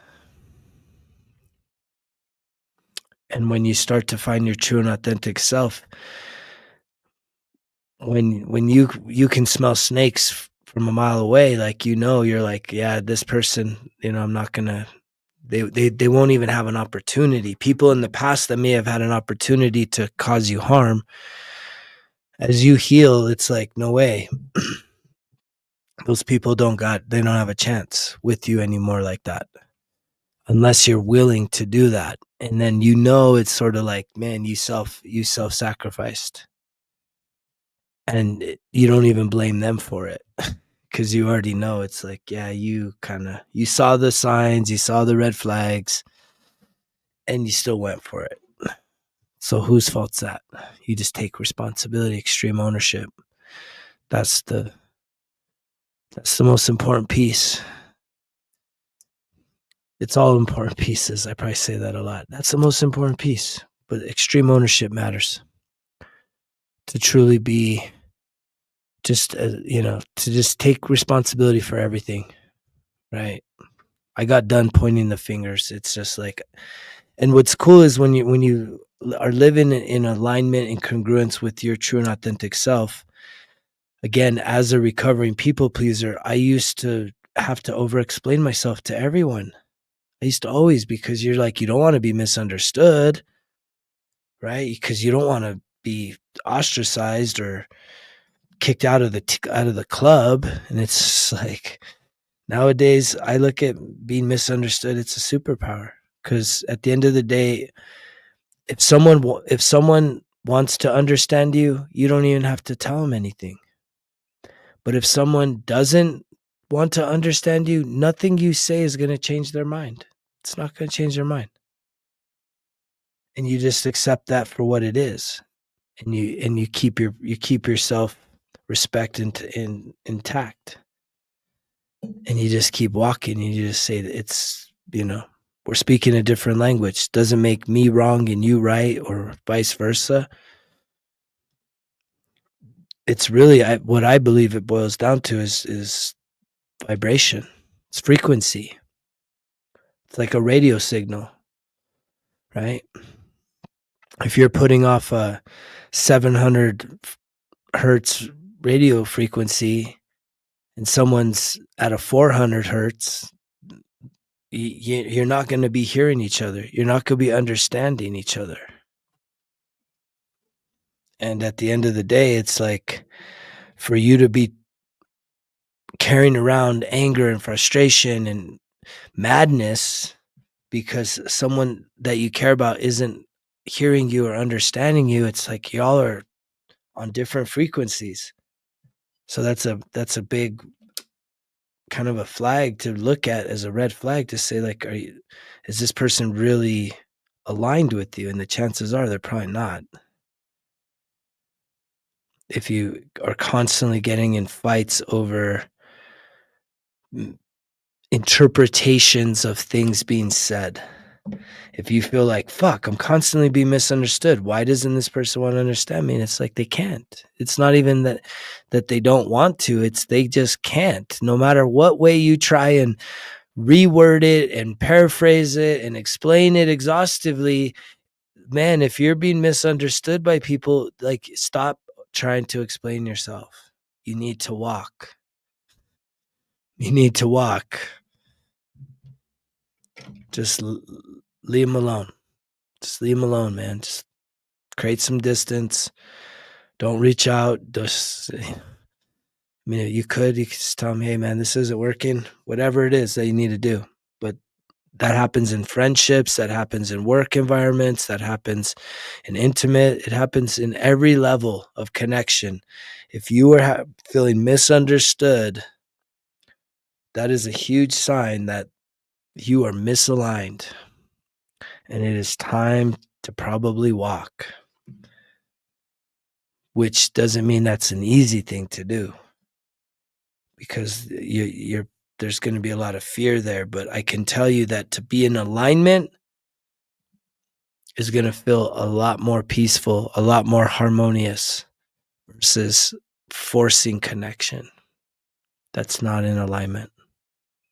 That makes you feel like you're not understood, you're not seen, you're not being heard, constantly being misunderstood, lots of confusion. That's something to consider. So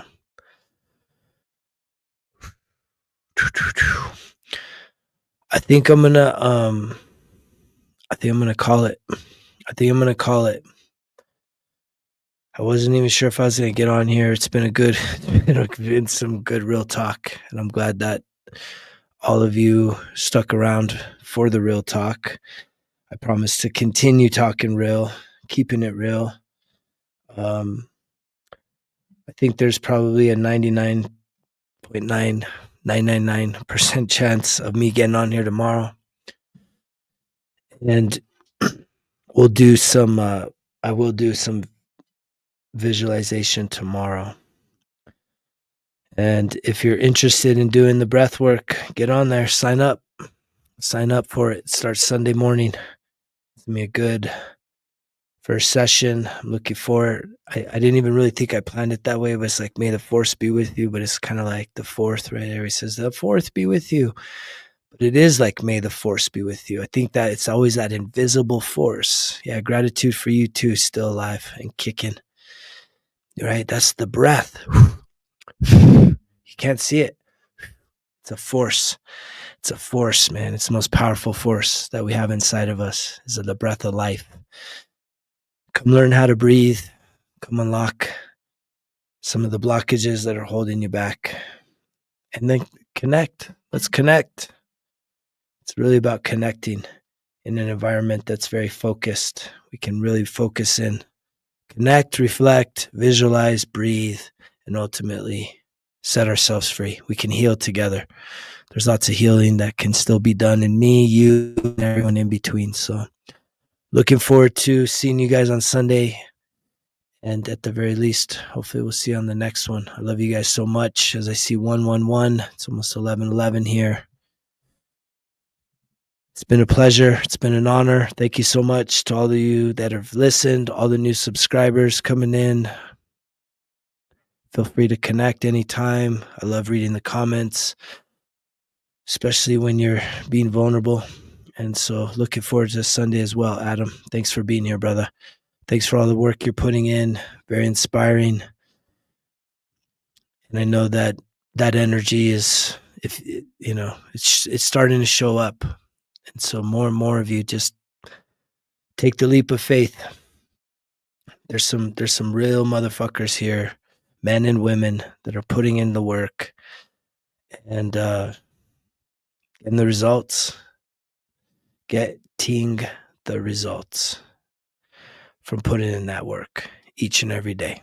I love you guys. You know the drill. Results. Kill. excuses, because if it was easy, it wouldn't be worth it. Greg's out.